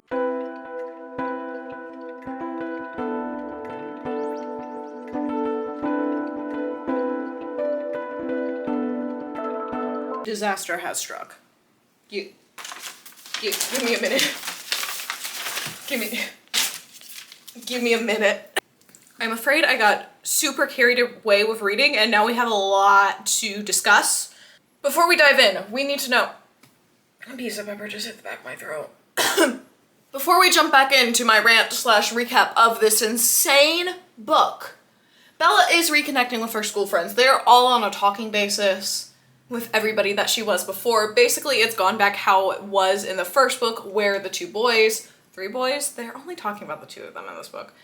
Anyways, it's basically going back to the first book where a couple of the boys have a crush on her again, and she's like, my life has gone full circle, this is strange. Okay, you caught up with where we're at? Good. As she's being friendly with her school friends again, she is just dragging poor little Jacob more and more and more into this mess of a world. You can still do so much better than her, I promise you. So Jacob's been working on the motorcycles for a while now, and they are finally ready to go. He's gonna take Bella out somewhere where they can ride the motorcycles without being caught by either of their fathers. While they're driving to that location, Bella's driving, which seems like an unsafe decision at any time in the story, but she's driving, and she all of a sudden sees these people jumping off a cliff, and she pulls over, and she's like, what is going on? And Jacob's like, they're just cliff diving, girl. Calm down. They're fine. And she's like, oh, whoops. Maybe I overreacted, but who are those people? And Jacob's like, that's Sam and basically his gang / almost cult following. They're really weird. One of my friends just joined them. I don't know what's going on with them, but he keeps trying to befriend me too, and I think he wants me to join the cult, and my friend was even more against it than I am. So I'm scared I'm gonna join the cult. All of a sudden, Jacob has some problems in his life that we did not know of before. Jacob is freaking out in this car, and Bella is not good at anything. Period. Especially helping people calm down. She is really just riling this poor child up more and more. And finally, she's like, you're not gonna join them. They have nothing that can make you join their gang, cult, whatever this weird thing is that they're doing. And he's like, I don't know about that, but anyways, let's go ride motorcycles, it's fine. It was just, you know, he needed to trauma dump for a second. He hasn't gotten to do that yet, and I think everybody else has multiple times. They get to the location they were going to, and Bella is getting ready to ride this motorbike. Jacob is going to teach her how to do this, and all of a sudden, guess whose voice is back in her head? That's right, Edward. He's nowhere near her, and yet he can still get his freaking name on the page every once in a while. I don't like you. And he's like, Bella, this is a bad idea. And I mean, as much as I don't like him, he is right. Bella is the last person that should be riding a motorcycle. But you know, here we are. Jacob's gonna teach her. They're having like this cute teaching moment between them. It's pretty chill. And then she's off and riding on her own, and whoop-de-doo, she crashes. What did we think she was gonna do? No, like what did you think was gonna happen with her? No, she crashes and gets a giant gash in her forehead. Blood is everywhere. Jacob freaking out. He's like, are you okay? And she's like, I'm so sorry about all the blood. And Jacob is like, why would you be sorry about the blood? You know why? Edward. That's why she's sorry about the blood, because these guys overreacted every time. It's not really their fault, but they did. So Jacob's just standing there like, you don't have to be sorry. Let me get you somewhere where we can get some help. And Bella's like, my dad cannot know I was riding a motorcycle. My guy, let's go to your house first and say I fell in the shop or something, and then I'll get stitches from there. So they do all of that, but of course, this is Bella's 15th trip to the hospital. I think she's basically keeping the whole hospital staff employed just by being so klutzy. I don't want any of her book girls ever being like, oh, I'm just so clumsy. No, Bella's got you on that, babes. Bella, by just existing, may die at any second, honestly. I'm not sure if we'll keep her till the end of the book. She's just gonna fall down the stairs or something. It's not gonna be a big accident with vampires or werewolves. No, she's just gonna fall down the stairs, and that's gonna be it for Bella. This is the most frustrating book. Anyways, she gets home. Charlie's like, what happened to you? And she's like, oh, I was at Jacob's. I fell in the garage and hit my head on a hammer. And he's like, maybe don't go in the garage anymore, but glad you're hanging out with Jacob still. He's a great guy. Charlie's a real one. A couple days go by and we catch up with Jacob and Bella going out to the woods to try to find the meadow she was at with Edward in the first book when he showed her his glittering, glistening, ooh la la skin. And so they're trying to figure out where this meadow is. She just knows the general direction, but not really. So he gets a map and makes a graph and a chart to try and find it thingy. He does that. Good job. He does all the smart stuff, and then Bella and the rest of us are just along for the ride of trying to walk up and down the mountain in specific lines to try to find the meadow. They don't find it that day, and as they're coming out of the meadow, Jacob's like, man, I'm sad we didn't see that giant bear. And Bella's like, yeah, sucks that we didn't see him. And then Jacob unknowingly decides to curse us with the worst line from this series, besides hang on tight, spider monkey from the movies. The new worst line, or one of them, is Bella's like, I didn't want to get eaten today. And he's like, oh, well, bears don't like the taste of people. And then he says, of course, you might be an exception. I bet you'd taste good. And she says, thanks so much. And then she thinks he wasn't the first person to tell me that. Just an uncomfy line all around. I don't want to be here anymore. Please. How did I get here? Why am I reading this? Oh, I don't. Okay, and continuing the recap. The very next page, we get the most dramatic Bella line, which is, I was like a lost moon, my planet destroyed in some cataclysmic disaster movie scenario of desolation that continue nevertheless to circle in a tight little orbit around the empty space left behind, ignoring the laws of gravity.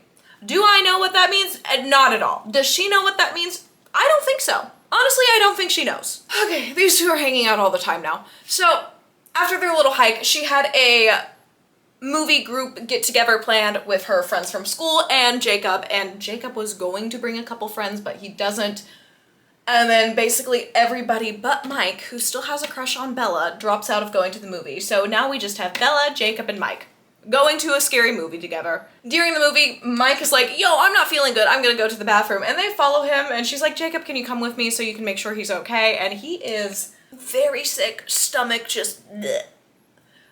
Not doing well. And Jacob's like, we're gonna be here for a minute. This opens up a little conversation for them to discuss what their relationship is. And Bella is like, right now, I just see you as a friend. You're my best friend out of anybody I know currently, but I just need more time to see if there would be a chance for a relationship there. And Jacob, he says, That's okay, as long as you like me the best. This poor, appropriately aged kid for Bella is fighting with a 90-year-old man for her attention. This is just really unfortunate for him. Later on, he just says, I'm willing to wait as long as you need me to. Perfectly fine with that. He's just a sweetheart. After Mike finally gets himself together enough, they take him back to his house. Jacob drops Bella off, and he was like, I would invite myself in, but I'm not feeling too great. Bella feels him, and he is burning up. And she's like, great, been around two sick people, probably gonna get sick myself. This is wonderful. Before she leaves to go inside, she's like, just call me when you get home. I wanna know you're safe since you're not feeling well. And he's like, gotcha. 30 minutes go by. It's about a 15-minute to his house from her house. So she calls. She's calling because she's kind of freaking out because, you know, Bella, she freaks out at everything. She's calling, waiting. Billy, Jacob's dad, picks up and is like, Jacob's just sick. He went straight to bed. He's here though. And Bella's like, oh, okay. And just leaves it at that, goes to bed, wakes up the next morning. She is also sick. After she's coming to from being sick all day, she calls back and she's like, hey, are you doing okay? And he's like, no, I think I have something worse than you. Just stay away for a while. I'm gonna call you when I'm ready to see people again. And she's like, oh, okay. And then a week goes by. She tries to go to his house. He's not there. Billy won't let her in at all. Her dad comes back and he's like, oh, I think he was just out for a day going to go see a movie with his friends. That's what Billy told me earlier today. And she's like, oh, I mean, as long as he's feeling good. And she's like, well, I might as well go try to find the meadow so we can go hike there together soon. So she goes back out by herself in the wilderness when everybody is talking about a big, giant, scary, human-killing bear out there. That's what she does. She goes right back in those woods, absolutely, with the big, scary killing bear. Good job, Bella. So she goes, she does find the meadow. She has a little pout over there about Edward not being here anymore. And as she is leaving, all of a sudden, somebody starts talking. And it is Laurent, our other male hunter from the last book, who wasn't trying to kill Bella. And last we knew, he was going up to another coven in Alaska that also tries to feed off of animals. So Bella actually wasn't too panicked when she saw him. She was like, oh, it should be fine, not gonna be a big deal. And then he starts getting a little closer, and then Bella notices he doesn't have the same like amber eyes that the rest of the Cullen family has when they're feeding off of animal blood. He has eyes of a vampire that is feeding off of human blood, and she's starting to freak out a bit. And Laurent, our hunter, is like, are the Cullens, do they still come around? He had already gone to the house, saw that it was empty, and he's like, do they still come and visit? And Bella's like, yes, they do. The worst lie she's ever told. They're going on this like back and forth for a little longer, and finally Laurent's like, yeah, I'm here as a favor to Victoria, the other hunter that was in the group, the one that Edward killed her mate. So now she wants to kill you, because fair is fair, right? And honestly, I was just gonna let her do it, but I'm hungry right now. And I mean, she was planning some sick stuff to try to kill you, so it's really a favor if I just take you out now and she doesn't get a chance to. And Bella's like, oh, great. There's no way for her to get out of this. She knows the speeds of vampires. And then all of a sudden, a giant wolf. This is the tiniest picture, and it is cracking me up, by the way.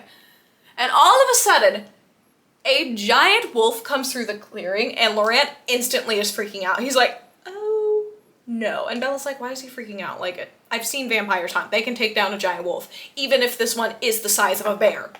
2 more wolves come out, and another couple. And they start chasing him away, and he bolts. He doesn't try to fight or anything. He is running, and Bella's like, that was really odd, but I'm gonna leave now after having a mini freak out. Okay, cool, going home now. Yay, home. Once she is home, she's still pretty sure that Laurent made it out of a wolf attack because there's no way some wolves are taking a vampire down, and has told Victoria she is here, the Cullens are not protecting her, and she is fair game. So she is panicking, rightfully so. And the next few days, she's just kind of alone with her thoughts and panic and still trying to get in contact with Jacob, and he is not answering anything, and she is freaking out because Jacob is like the only piece in her life right now. This girl does not know how to be self-reliant. She is not a girl boss. She does not gatekeep. She does not gaslight. She needs a man, which, I mean, not super healthy for you, actually, Bella. That's, And finally, as she's sitting there freaking out over the next few days, she connects the dots, and she's like, Jacob is hanging out with that Sam guy, and he has joined his gang cult thing. So she's like, all right, I'm going down there tomorrow, and I'm sitting in his driveway until I get to talk to him because I am over this. And you know what? That is a girl boss move. Look at her. So she's sitting there, and Jacob finally walks up and knocks on the window and is like, what are you doing here? Like super annoyed, super mean, not the normal like sunshine sweet Jacob we've known throughout the book. And she's like, okay, weird. He also looks different. He's also cut his hair. But he's mean, which is the weirdest thing to see from Jacob because he's always the nice sunshine in everybody's life boy. And then she sees the rest of his friends are hanging out with him and she's like, hey, can I talk alone for a second? He's sitting there for a bit and then finally he's like, okay, fine, we can go talk alone. Let's go to the woods and talk. So they go to the woods, they start arguing over all sorts of stuff. Edward, everything they've argued about before, it is coming back up in this. Jacob is visibly upset, like shaking, he is so mad. She eventually accuses him of now being brainwashed, and Jacob, out of nowhere, says, if you want to blame someone, why don't you point your finger at those filthy, reeking bloodsuckers that you love so much? And she's like, whoa, where did that come from? Finally, after they argue a little more about various things, because, you know, teenagers arguing, great. He's like, go home, Bella. I'm done. It's over. And Bella, knowing full well they aren't dating, she's like, are you breaking up with me? And Jacob pops off and goes, hardly. If that were the case, I say, let's stay friends. I can't even say that. And Bella just feels her heart shatter all over again. Jacob calms down a little because Bella is going full self-deprecation mode, everything like that. She is not doing well and he sees that he hurt her and nice Jacob is still down there. She's like, I'm sorry, I just think I needed more time to see if I could share those same feelings that you have for me. And he's like, don't blame yourself. It's not on you. This is all me right now. And she's like, well, heard that one before. And Jacob then says, I'm not what I was before. I'm not good. Bella's like, what? What? And shortly after that, they end their argument and they both just go their separate ways. Bella gets home, obviously upset. She reports back to Charlie, tells him everything. She is just not doing well. Charlie sees the same broken look in his daughter and he's like, oh, I don't want to go through this again. She was so upset last time and it breaks my heart because Charlie is a good dad. Okay, Charlie is a good dad. And she's now in bed just trying to go to sleep after this awful day. And all of a sudden she hears a little on her window. So she's freaking out, thinking she's about to die from Victoria trying to kill her now because they killed James in the last book. She looks out and she's just seeing this huge dark shape out there, not sure who it is. Once she finally opens her window and gets some light out there, she notices it is Jacob. He quickly jumps in the window after that and basically starts apologizing for everything that happened earlier. He was like, I didn't want to have to do that, but I needed you to get out of there in that moment. I can't tell you what has happened or what I am, but you know, I have already told you when we first met on the beach, think of the legends I've told you and you can figure out what I am now and I can confirm that to you. And Bella, sleep-deprived Bella is like, I don't know what you're talking about. And Jacob's just getting more and more frustrated and finally like, just get some sleep. I'm sure you'll figure it out tomorrow. I can't tell you, but if you figure it out, I can tell you you're right. She wakes up the next morning and as she's waking up, it quickly dawns on her that the other legend she was told was about werewolves and how the people on their reservation used to be werewolves. So it all clicks into place and Bella's like, oh my gosh, he's a werewolf. First I date a vampire and now I'm best friends with a werewolf. How is this real? She's freaking out over here. And finally she comes to her senses. She goes straight down the stairs. She's like, Charlie, I'm gonna go see Jacob. And Charlie's like, didn't you just tell me this kid was in a gang? And she's like, no, I misunderstood. It's fine. And Charlie's like, okay, she's not sad. Just let her go. But as she's rushing to put all this together, it's slowly clicking on her that the giant bears are the wolves and they've been reported to be killing people. So in her mind, Jacob is murdering people. Last night while they were talking, Jacob was like, if you don't want to see me anymore after you figure out what I am, just call me. I don't want to do it in person, basically. But she's like, I need to go down there and figure out what's going on. So she goes down there and she's clearly upset. Jacob is reading it like she's upset that he's just a werewolf and he doesn't really understand. And finally it comes out, she's like, you're murdering people. And he's like, me? No. I'm not murdering people. What are you talking about? And she's like, the dead bodies, the bears. And he's like, that's the vampires doing that, babes. The vampires. She's like, oh. He's like, do you not remember the part of the legend where I said we were the protectors of this land? We're not killing killing anybody. We're trying to protect them, but we keep getting to them too late. And as they're having this conversation, Jacob's like, we don't know why they're here. And Bella's finally like, they're here because of me. This is Victoria. She's after me. And Jacob freaks out a little because what? The vampires were trying to get out of here after somebody I actually care about? That's great. Jacob then takes her to introduce her to the rest of the wolf pack for her to explain why Victoria is here to them. Paul in the wolf pack just flips out, is not happy about that. When the wolves get angry, that's when they turn. So that's why Jacob was like shaky and stuff in arguments before, and why he was trying to get out of those arguments and not be around her. Because once they're in this frenzied state, they don't have complete control of themselves anymore all the time. Paul kind of freaks out, and then Jacob, of course, goes wolf form and to defend Bella, and they're fighting. Bella's freaking out. The rest of them are like, they'll be fine, it's whatever, and Bella's still freaking out, and they're like, it'll be fine, it's whatever, calm down. So they take her to Sam's fiance's house, and she is just such a freaking sweetheart. I love her. Also an icon. She may be up there with Alice. I don't know enough about her yet to fully say that though. But she takes her, they're chilling out there, and she's kind of freaking out, and Emily's like, they're gonna be fine, it's whatever. So they finally come back. She notices that Paul has a scar on him, but it's healing like rapidly enough for her to be able to see it. So she quickly learns that they have insane healing abilities. Jacob is perfectly fine. And they're all just hanging out, having a nice little family breakfast, the wolf pack. So Sam all along was just helping all these boys that were transitioning into werewolves figure out how to live life like this, and that's why they're all so tight-knit, because they don't have full control of themselves yet, so they want to make sure they're not going to put anybody else in harm's way. That's why they basically just stick together. Skip a little bit, these two have reconnected. They've decided they need to guard Bella and make sure she's over in their area as much as possible so they can keep a close eye on her. One day, Jacob's like, hey, I'm going to take off from all the stuff we've been having to do, track the trail, stuff like that. She goes over to his house.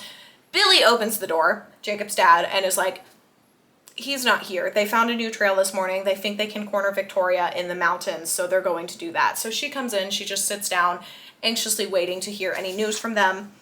After a long, long time of not hearing any news from them, Bella, genius Bella, decides, you know, I said I wanted to go cliff diving at some point.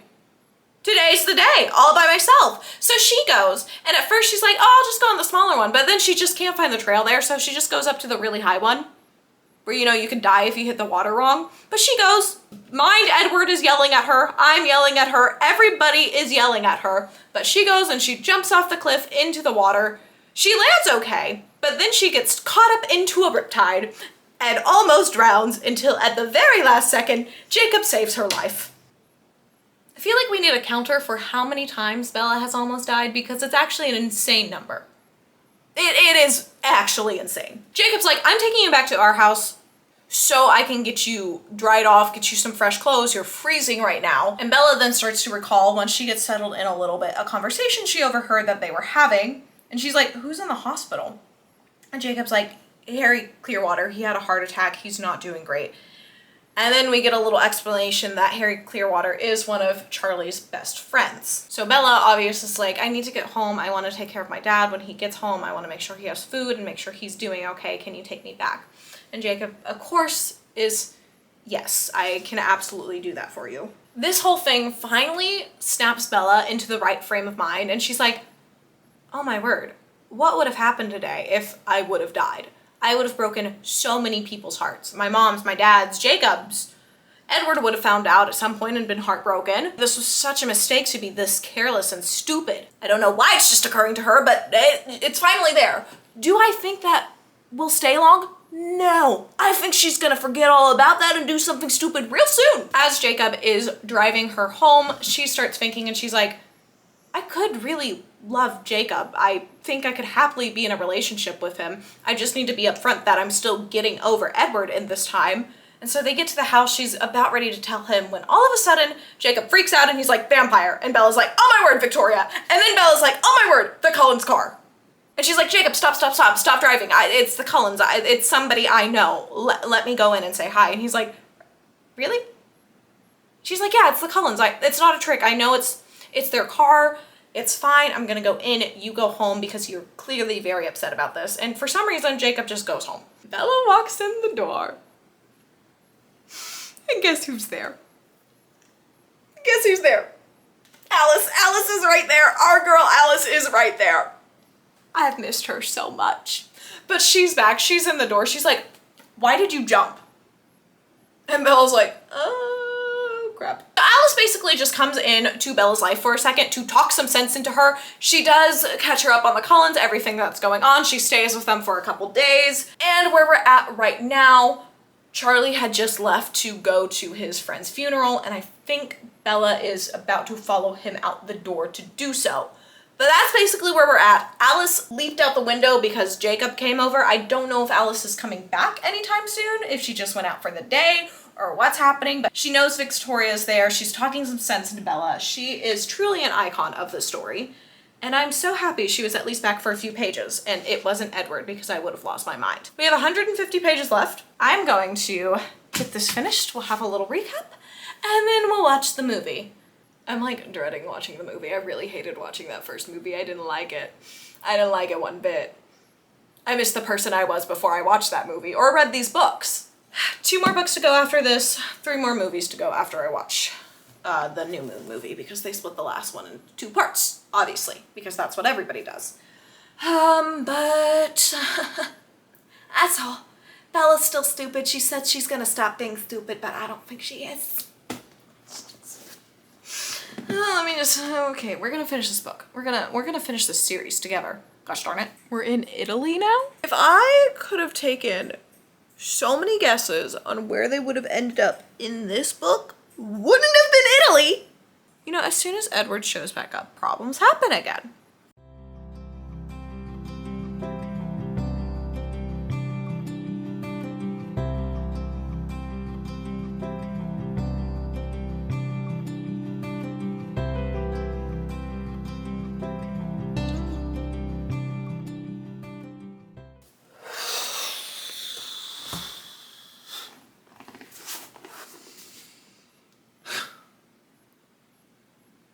I don't know how much more of this I can take.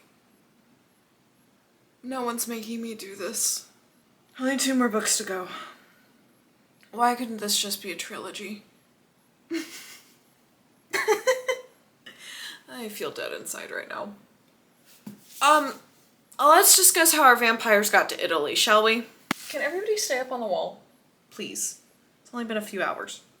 Freaking fed up with your crap, and your crap, and now your crap. You're annoying too now. Everybody on this board is full of crap, besides Alice and Charlie. That's it. Only 2 good people on this board. Everybody else, I kind of hate their guts, not gonna lie. I love Twilight so much. It's late, my nice filter gone. Okay, where else would we pick back up? Besides Jacob and Bella arguing again, because that's what they're doing. And then they're arguing so much, and then they get to a point where they're almost about to kiss. And then the phone rings in Bella's kitchen. And you know what Jacob has the audacity to do? Pick it up himself and answer it. You know, that's the downfall of Jacob for me. You don't answer my phone for me. We're through, Sunshine Boy. Get out. You're with this group now of stupid heads. I don't want to be here. Anyways, Jacob answers it and he's like, no, he's not here right now. He's at the funeral, and hangs up, and Bella's like, who was that? He was like, Carlisle. And Bella's like, hello? I would like to talk to him. And Jacob's like, well, he hung up, so sorry. As they're in the middle of this argument about hanging up somebody else's phone, Jacob, Alice runs down from the stairs after having a vision clearly and just says, Edward.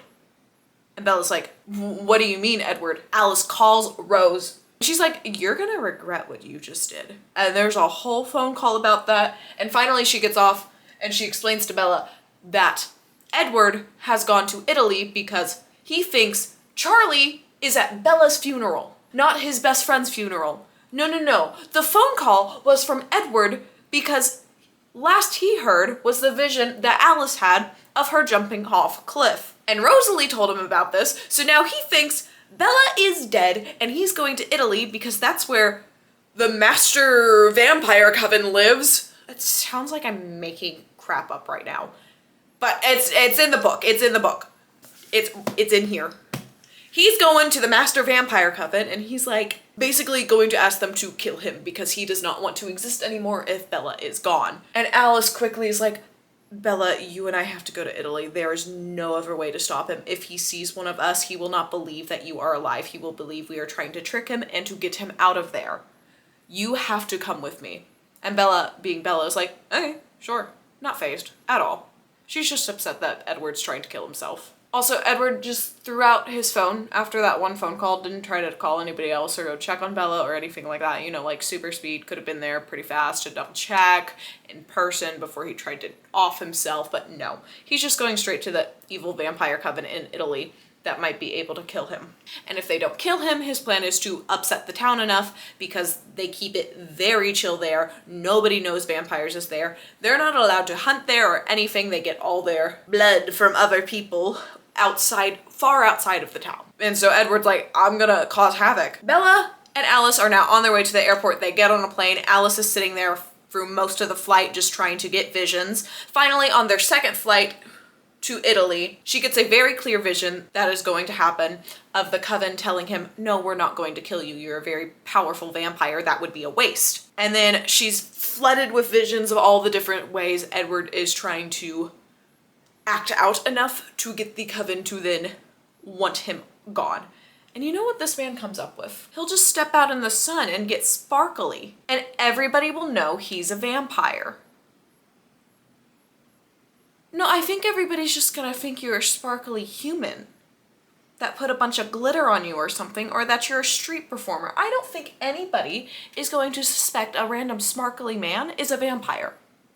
Literally no one in the world. If you saw a sparkly man on the street, would you be like, ah, vampire? No, you would be like, ah, street performer. Or going to a concert. I don't know. Wouldn't think vampire.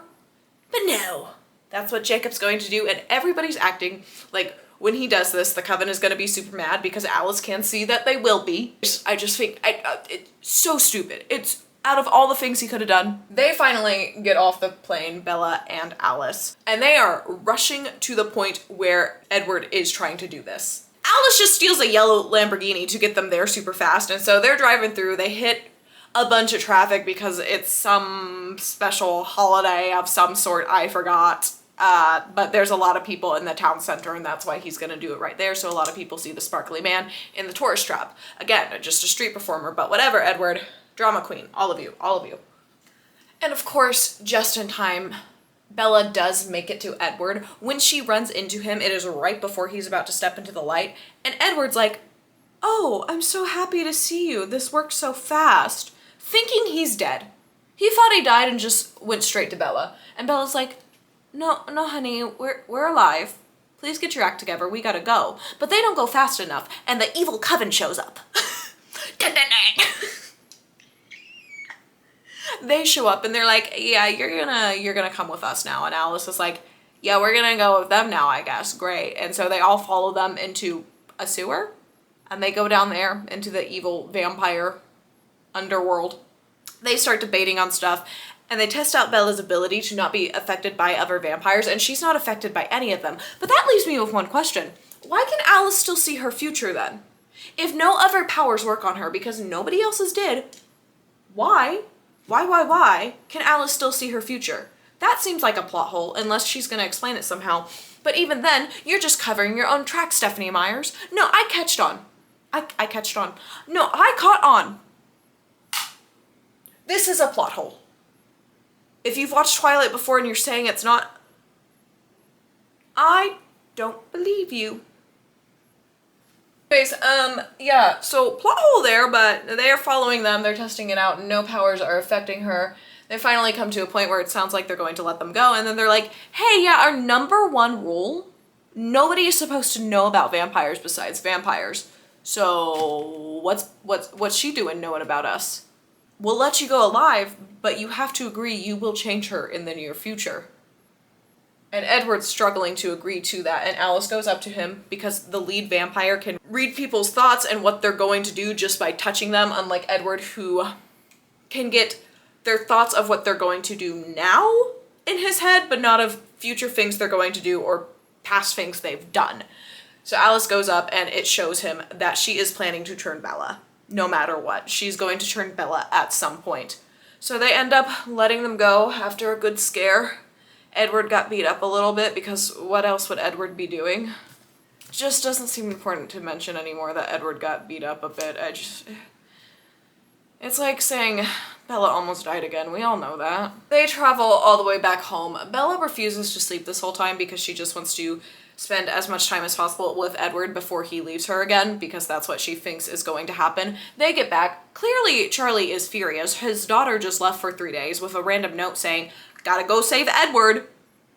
And then Edward's there and she's falling asleep and Edward's like, "Let me just get her to her room and let her sleep and you guys can talk about it tomorrow." And Charlie's like, "No, I hate your guts." And you know what? Charlie is right for that. I agree with Charlie. Charlie, good dad. How many times can I say that? A lot, because he's just a solid dad. He eventually gives in, lets Edward take Bella up to her room, and then Edward leaves. Except when Bella wakes up, Edward is back in her room because where else would he be? Where else? So Bella wakes up. She thinks she's being delirious and just dreaming that Edward is still here. And he's like, "No, you're not dreaming. I'm really here."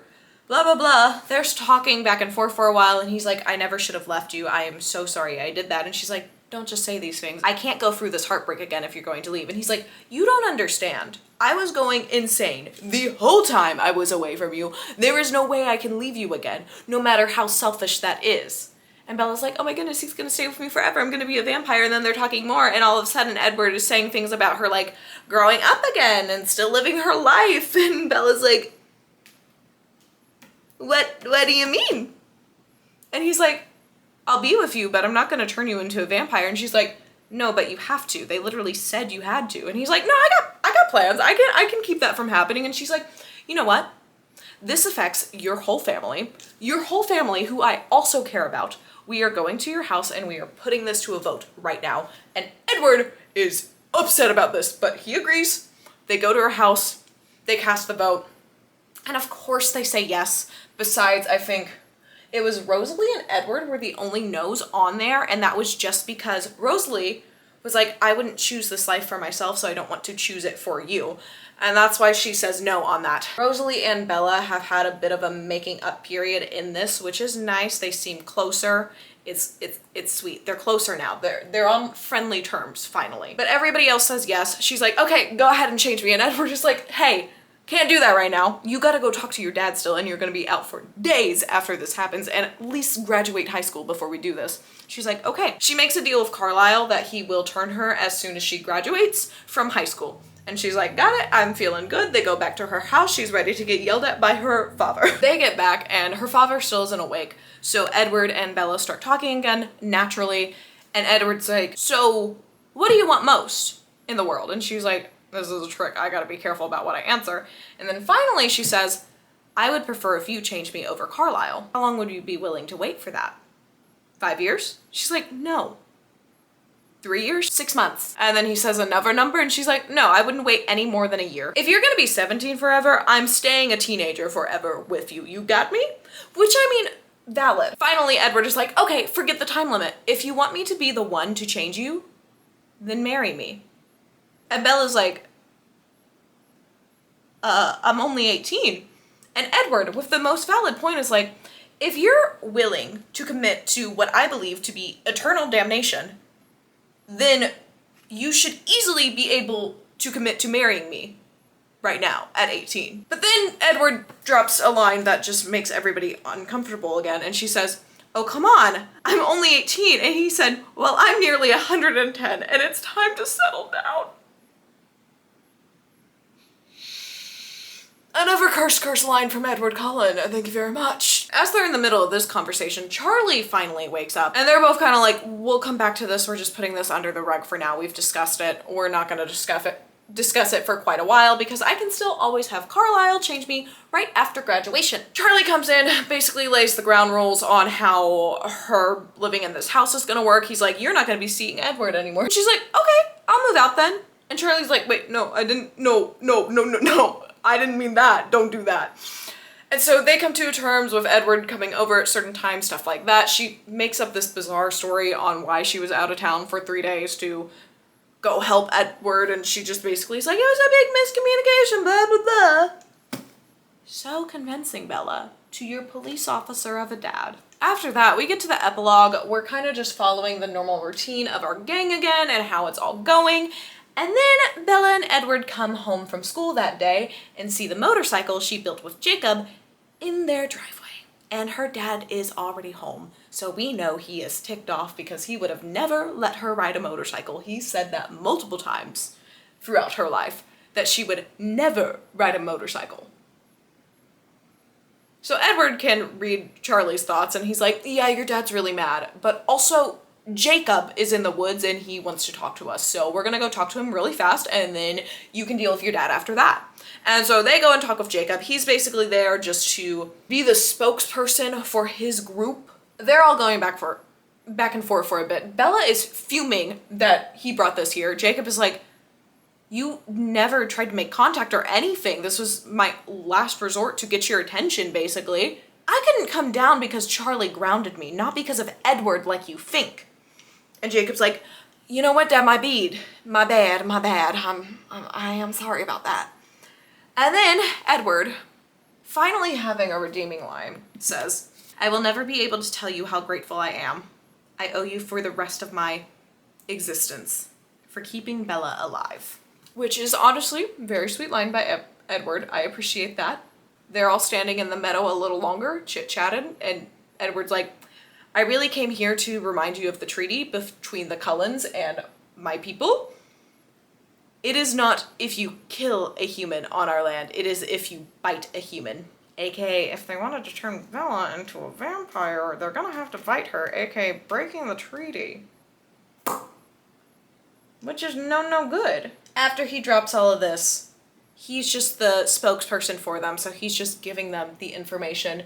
Bella wants to go hug him and make his sad expression go away so bad because he used to be just happy sunshine boy and now he's not. And now he's also just as annoying as all the rest of the characters. She wants to go hug him and basically at this point Jacob's like, no, we don't have a friendship anymore.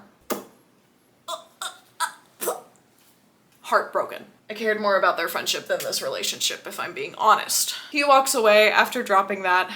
Bella goes off to talk with her dad. We have one little last moment between Bella and Edward, and then end of book 2. I'm so confused. 2 books down, 2 to go, and still 4 movies to go. Just last little recap. Everybody on here is basically insane. Again, besides Alice and Charlie, but still they're involved with the rest of them, so they are insane in their own right.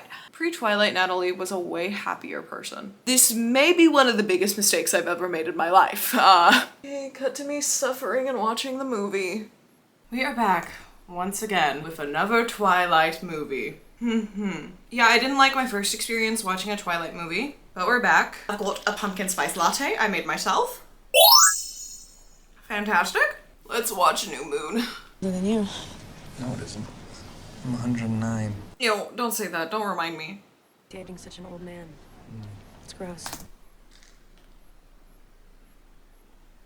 It is, Bella. It is gross. It's gross. Good seeing you. Yeah, I'll see you later. Gosh, I am jealous of his hair. Whoa. Oh, Alice? An older woman. Huh?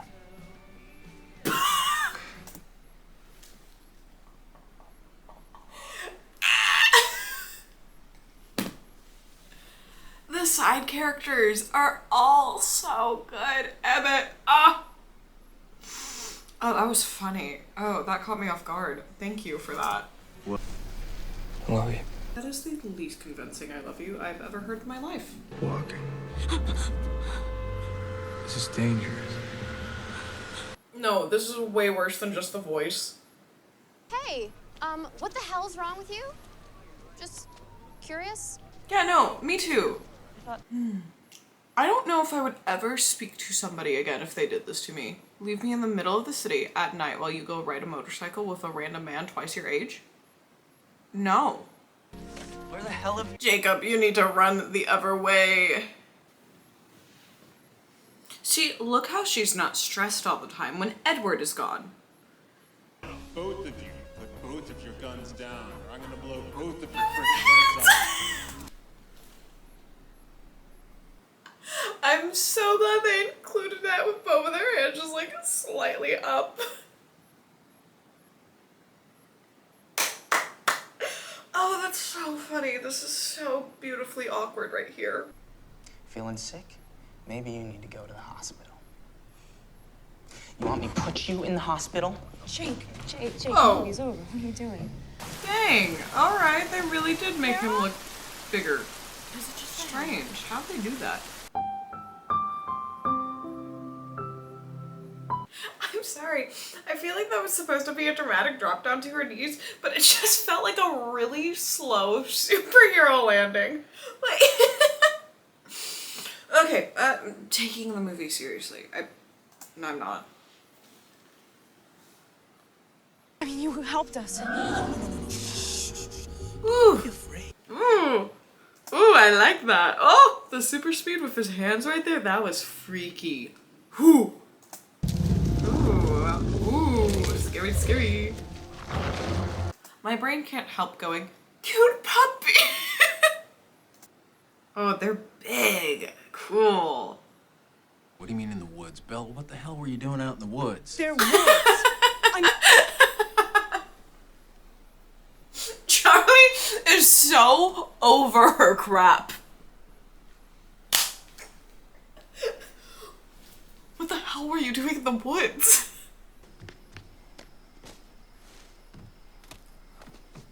Whoa, parkour. I like how this movie was like, they're werewolves. No shirts. We made them all get abs, so no shirts. I hate drowning is like my biggest fear. Okay. Sunshine shining on my face, heartbeat racing like a race. What was that? Found a love. I have never met anyone more prone to life-threatening idiocy. Alice is just dropping straight facts. I love her. Wait for you to go. I want to know. Please, Molly. Just stay here. For Charlie. For me. Alice is just like, hey guys, let's go. Trip to Italy. And I really enjoyed my time without Edward in the movie.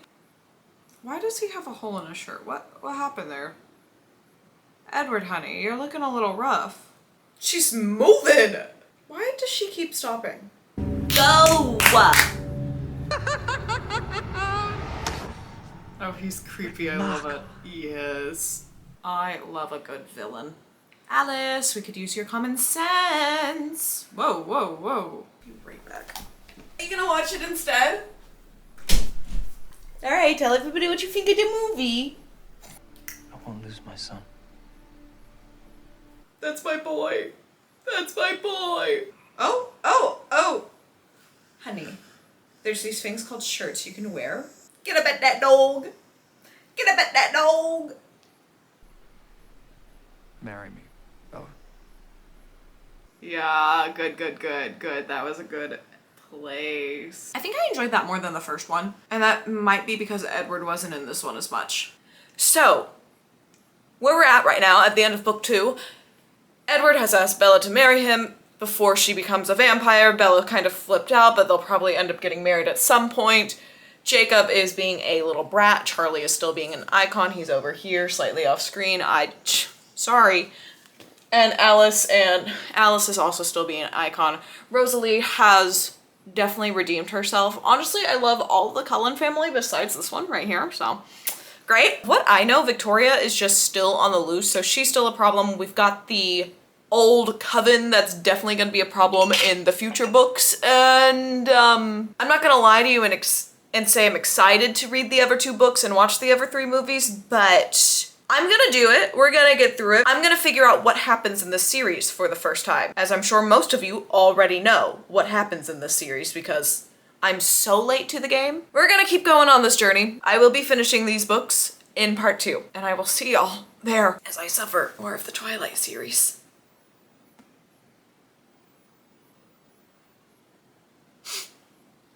Please. I don't want to do it anymore. I just want to go back to before I watch these movies.